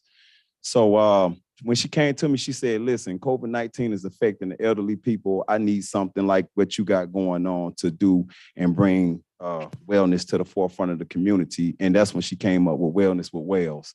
And she brought me back 6 times. And as you can see, it helped. These people came straight from my class and my struggling business. So it helped my business and it also helped these people. You know, you'd be surprised how much your heart pumping and your lungs pumping can prevent from happening to you, you know. So I just want to say that she does her job because she brought wellness to the forefront of the community. And growing up in Forest Park, I'd never seen a city council member do anything that I knew was going on. And my best friend mom was on the city council. Her name was Debbie Yeoman. So I can't say that on her behalf, but thank you. Thank you. Okay, is there a motion? Oh, no, we need to amend the agenda to consider Daniel Penaloza for appointment to the Planning Commission, to the Urban, what is that? Urban Design Commission. So is there a motion to amend the agenda to consider Daniel Penalosa for consideration for the Urban Design Board? So moved. That was Councilwoman James. Is there a second? Second. That was Councilwoman Wells. Any discussion? Councilwoman James, Yes. Councilman Antoine, Councilman Gutierrez, Councilwoman Wells, Yes. Councilman Mears. Thank you. Is there a motion to adopt the agenda with the addition? So moved. Councilwoman James, is there a second? Councilman Mears, any discussion?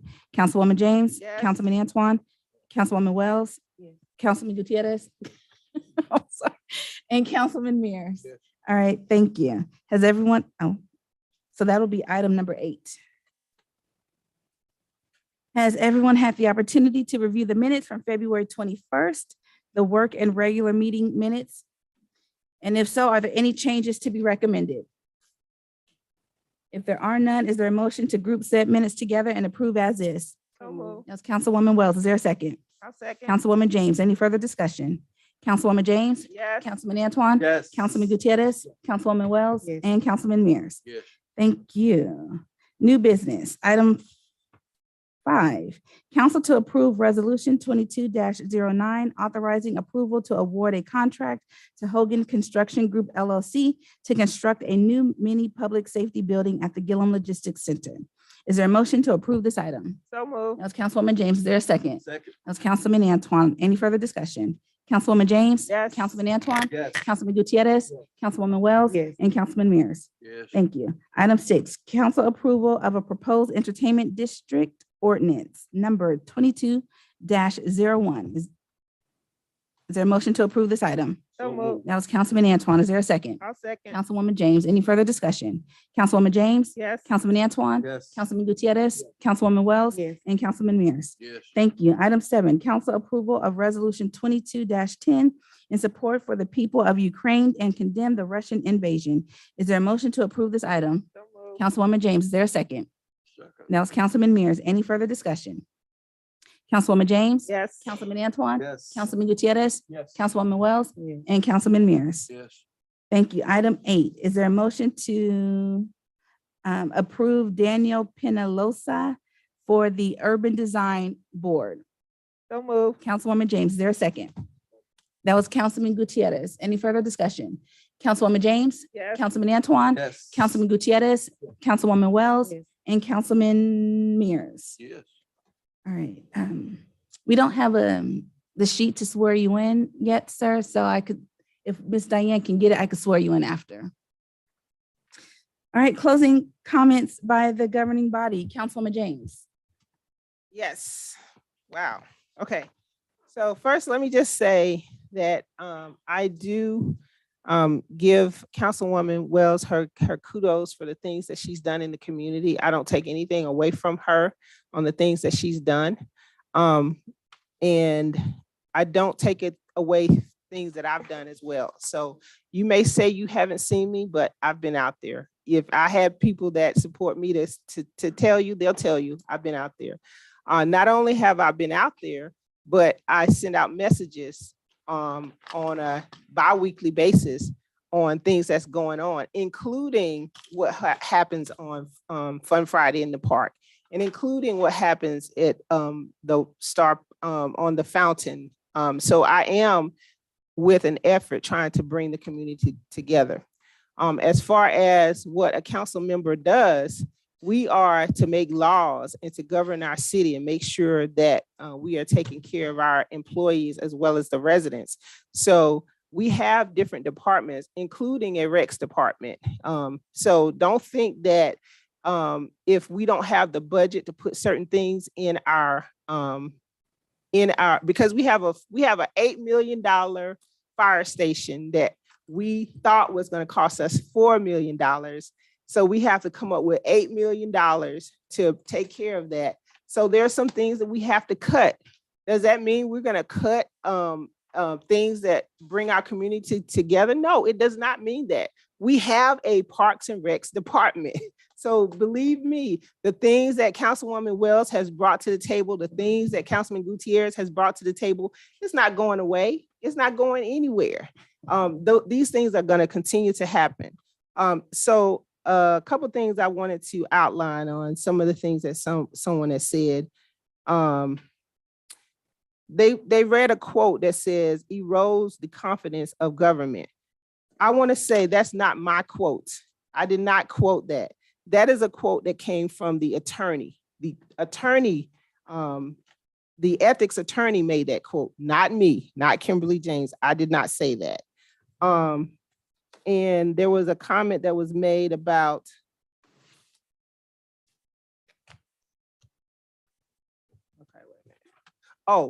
about the character. It shows about the character of a person when something is not brought up during the election cycle.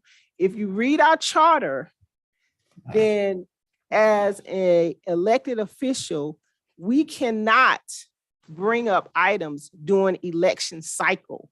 That is something that is not to come up during an election cycle because it can persuade. It's in the charter. It's written. I didn't make that law. It's in there. Read it for yourself.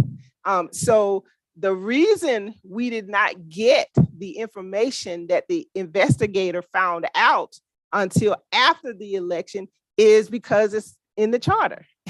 It cannot be given during an election cycle. And it just turned out that the results came, and we didn't even know, as a council, didn't even know what the election results, what the investigating results were. Our city manager did. So when the city manager brought it to us, he brought it to us after the election. Why? Because it's in our charter. It is our law. It is what we have to abide by. So you all can have your different opinions or whatever, but make sure that you're going by the law, okay? And then another thing is, I think there was a comment that was made, don't shut up, or that I'm not gonna shut up. I'm not asking anyone to shut up. I'm asking to tell the truth. I do not want lies to be portrayed out here. That's not true. I mean, it's just not true. So as an elected official, I should not be telling you things that are not true. I mean, I think you should hold me accountable for that. No matter what good I do, no matter how many meetings I give, no matter how much stuff I do for the community, whatever, I should not tell you something that's not true. You should hold me accountable for that. As far as the comment that was made about me disclosing things in executive session, anything that is discussed in executive session that we come out and vote on, it is no longer privileged information. So when you talk about wanting to give a former city manager a 6 month salary, 6 months compensation, you talk about it in executive session, and you come out of executive session and you vote on it, it is no longer privileged information. The people need to know, yes, that is something that I said. Hey, we talked about giving a previous city manager who had been gone for almost a year, 6 months of salary. Why? It wasn't a lawsuit. He was friends with a council person and wanted 6 months salary, and the council person brought it up. This is what we should do. That's not privileged information. That's information that can be disclosed and go out. So I stand behind everything that I say. I do not say things that are not true. I do not fabricate and make innuendos and all of this. You all do not have the full picture. In some cases, some of you do not have the full picture of some of the things that have transpired. So it's easy to take the side of someone you're hearing from all the time. It's very easy to take that side.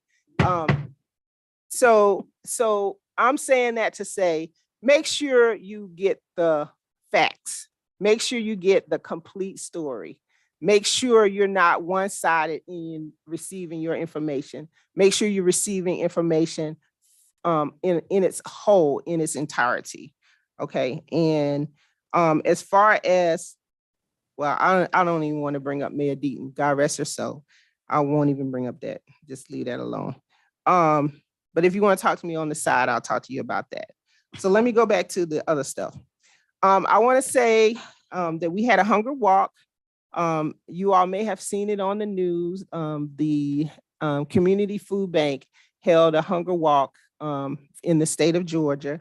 And we, as the city of Forest Park, well, actually as the Forest Park High School team, I was a team captain. I put together a team to raise money to feed our community for Forest Park. We were able to raise $907. And that's going to go towards having a food drive at the high school that we'll be able to invite those to come and get food.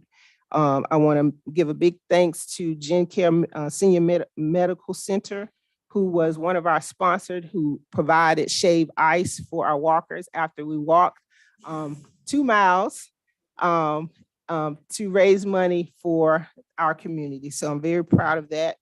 Also, we'll have pictures on that posted soon. You'll be able to see that.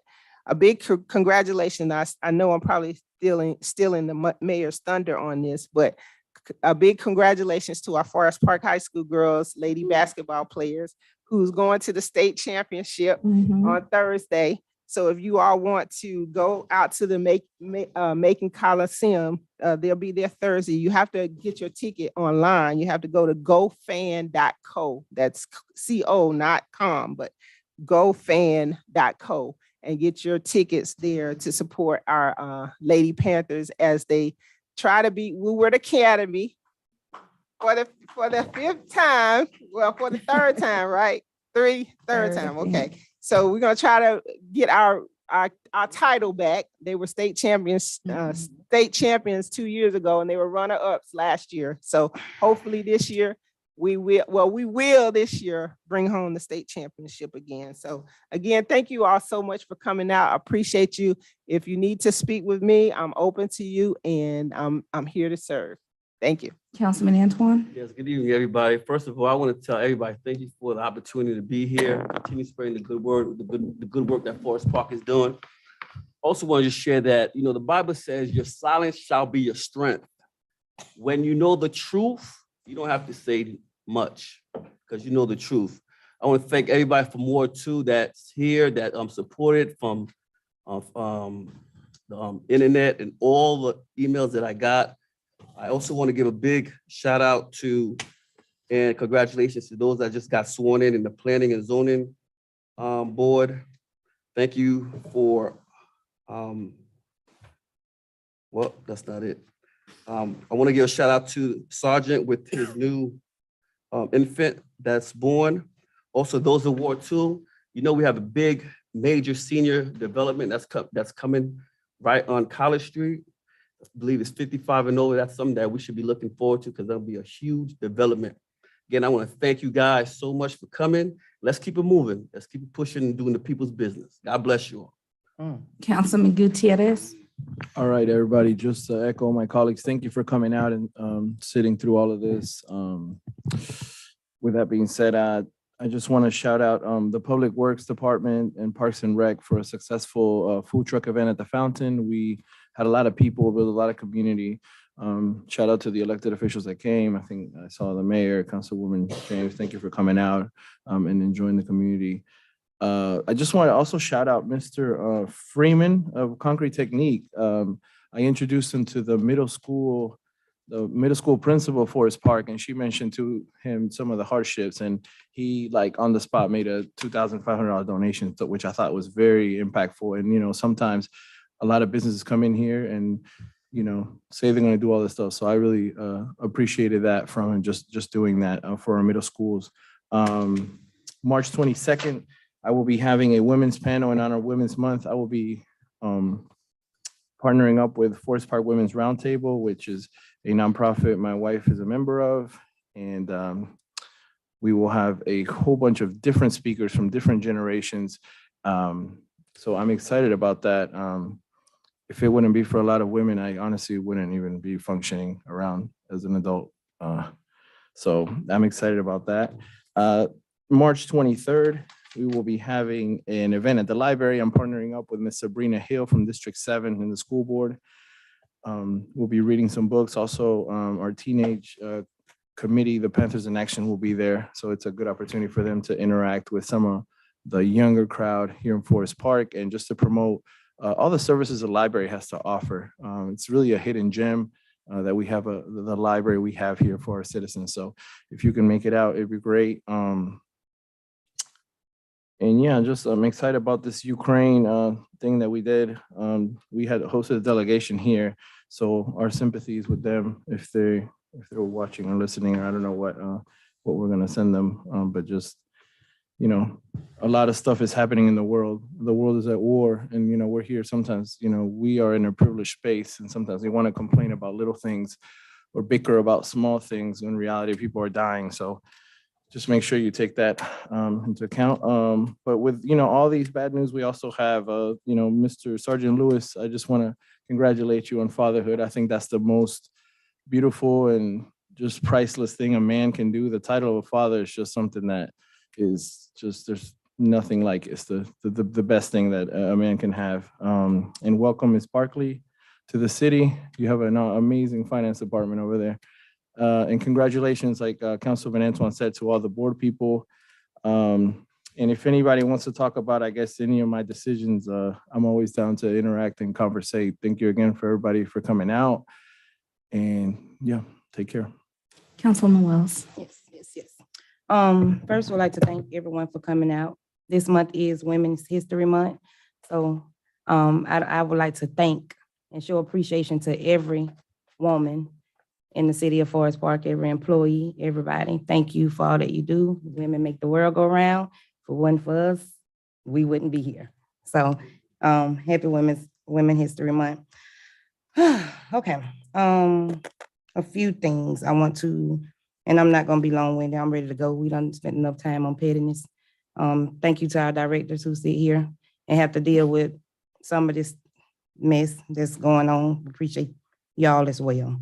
So first I want to respond to Councilwoman James. And after this meeting, unless it's city business and not my business, I won't even bring it up. I'm not going back and forth with nobody about mess. I'm working on being a better Shantae, because I'm Shantae before I'm Latrice. Y'all know Latrice. But anyway, I'm working on being a better me. So a lot of this, after today, I'm done with it. But what I will say is, you said that you tell the truth. You didn't discuss things that took place in the executive session. Well, you did. I have the recording for those that want to hear it.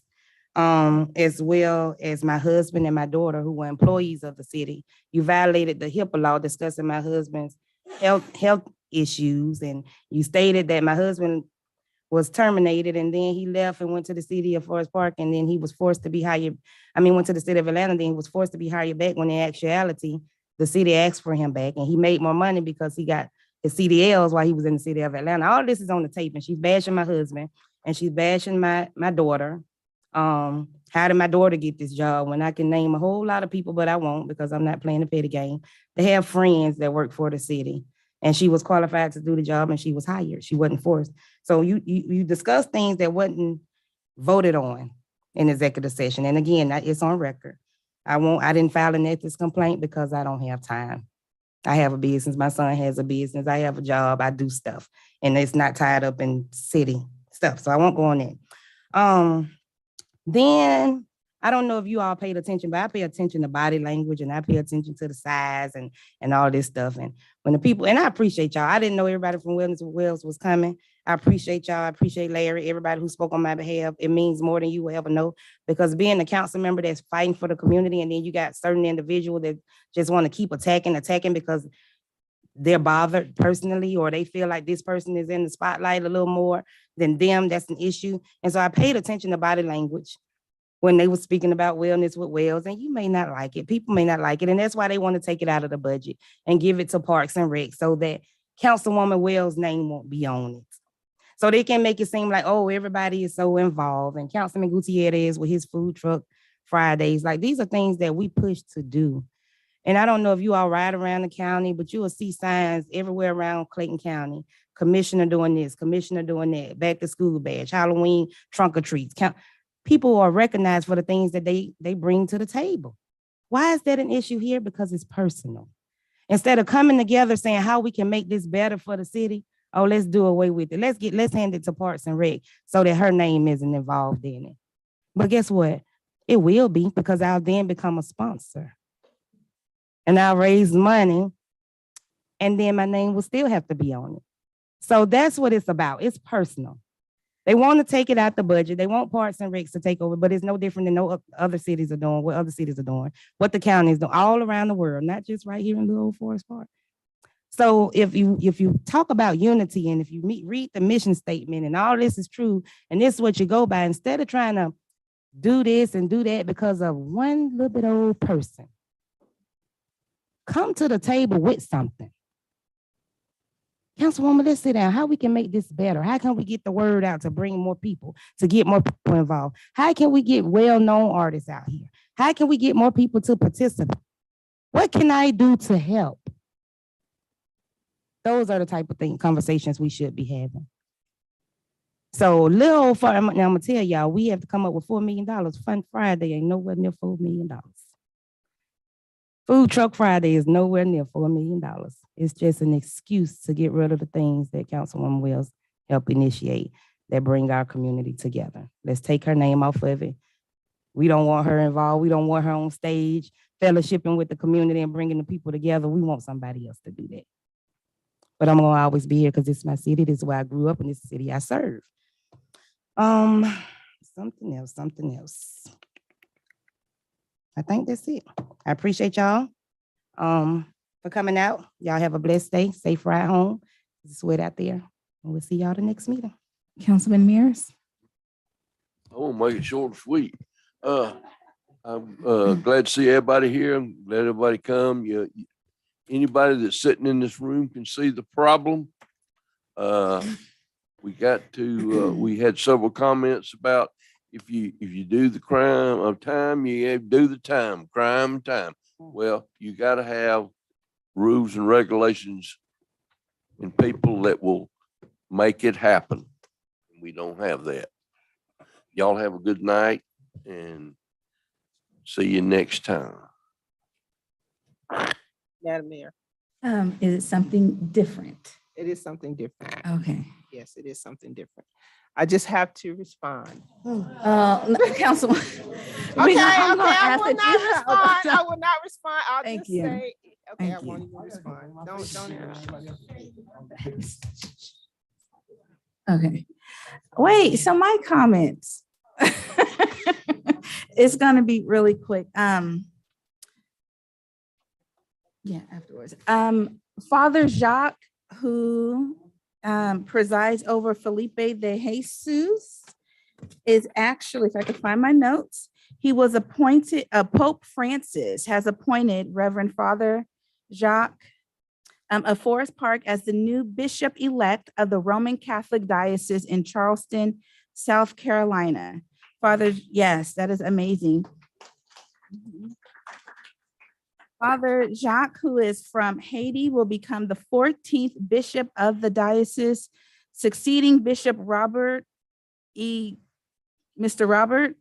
And Father Jacques will be the first Black bishop for that diocese. And so he will be ordained April 29th. And so I think that just adds to everything that we have going on in Forest Park, even though we hate to have him leave. Unidos had, the first time I ever went to a Mardi Gras ceremony was at Unidos on the 1st of this month, which was amazing. They are also looking for people to come out and read to the children. I said I was going to mention that to the Forest Park Ministers Association to see how we can partner with them. They are also having, they have a shortage with staff. And so when teachers want to call out, they don't have substitutes to fill in. And so other teachers are having to take on multiple classes. So again, I would like to speak with, well, put that out to the community. Of course, you have to go through the process for volunteering at the school, but just know that we do have a school in need. And then if I could just take one moment and have a proud mother moment, my baby had her first solo flight a few weeks ago. And so those of you that know me, I am terrified to fly. I only fly if I absolutely have to. But when I speak to my daughter, every time she gets out of that cockpit, I can hear the excitement, the enthusiasm. It permeates through the phone. And so I am just happy. And now she is officially flying solo. So yes, so thank you. Well, yes, thank you, thank you, thank you. I think that is it. If not, the fire department, we have some new recruits. You're gonna mention at the next council meeting. Okay, so I won't take that thunder. And yes, ma'am.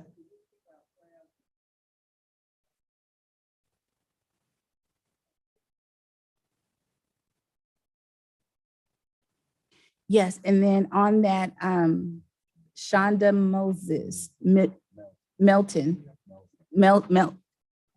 just say it, Melson.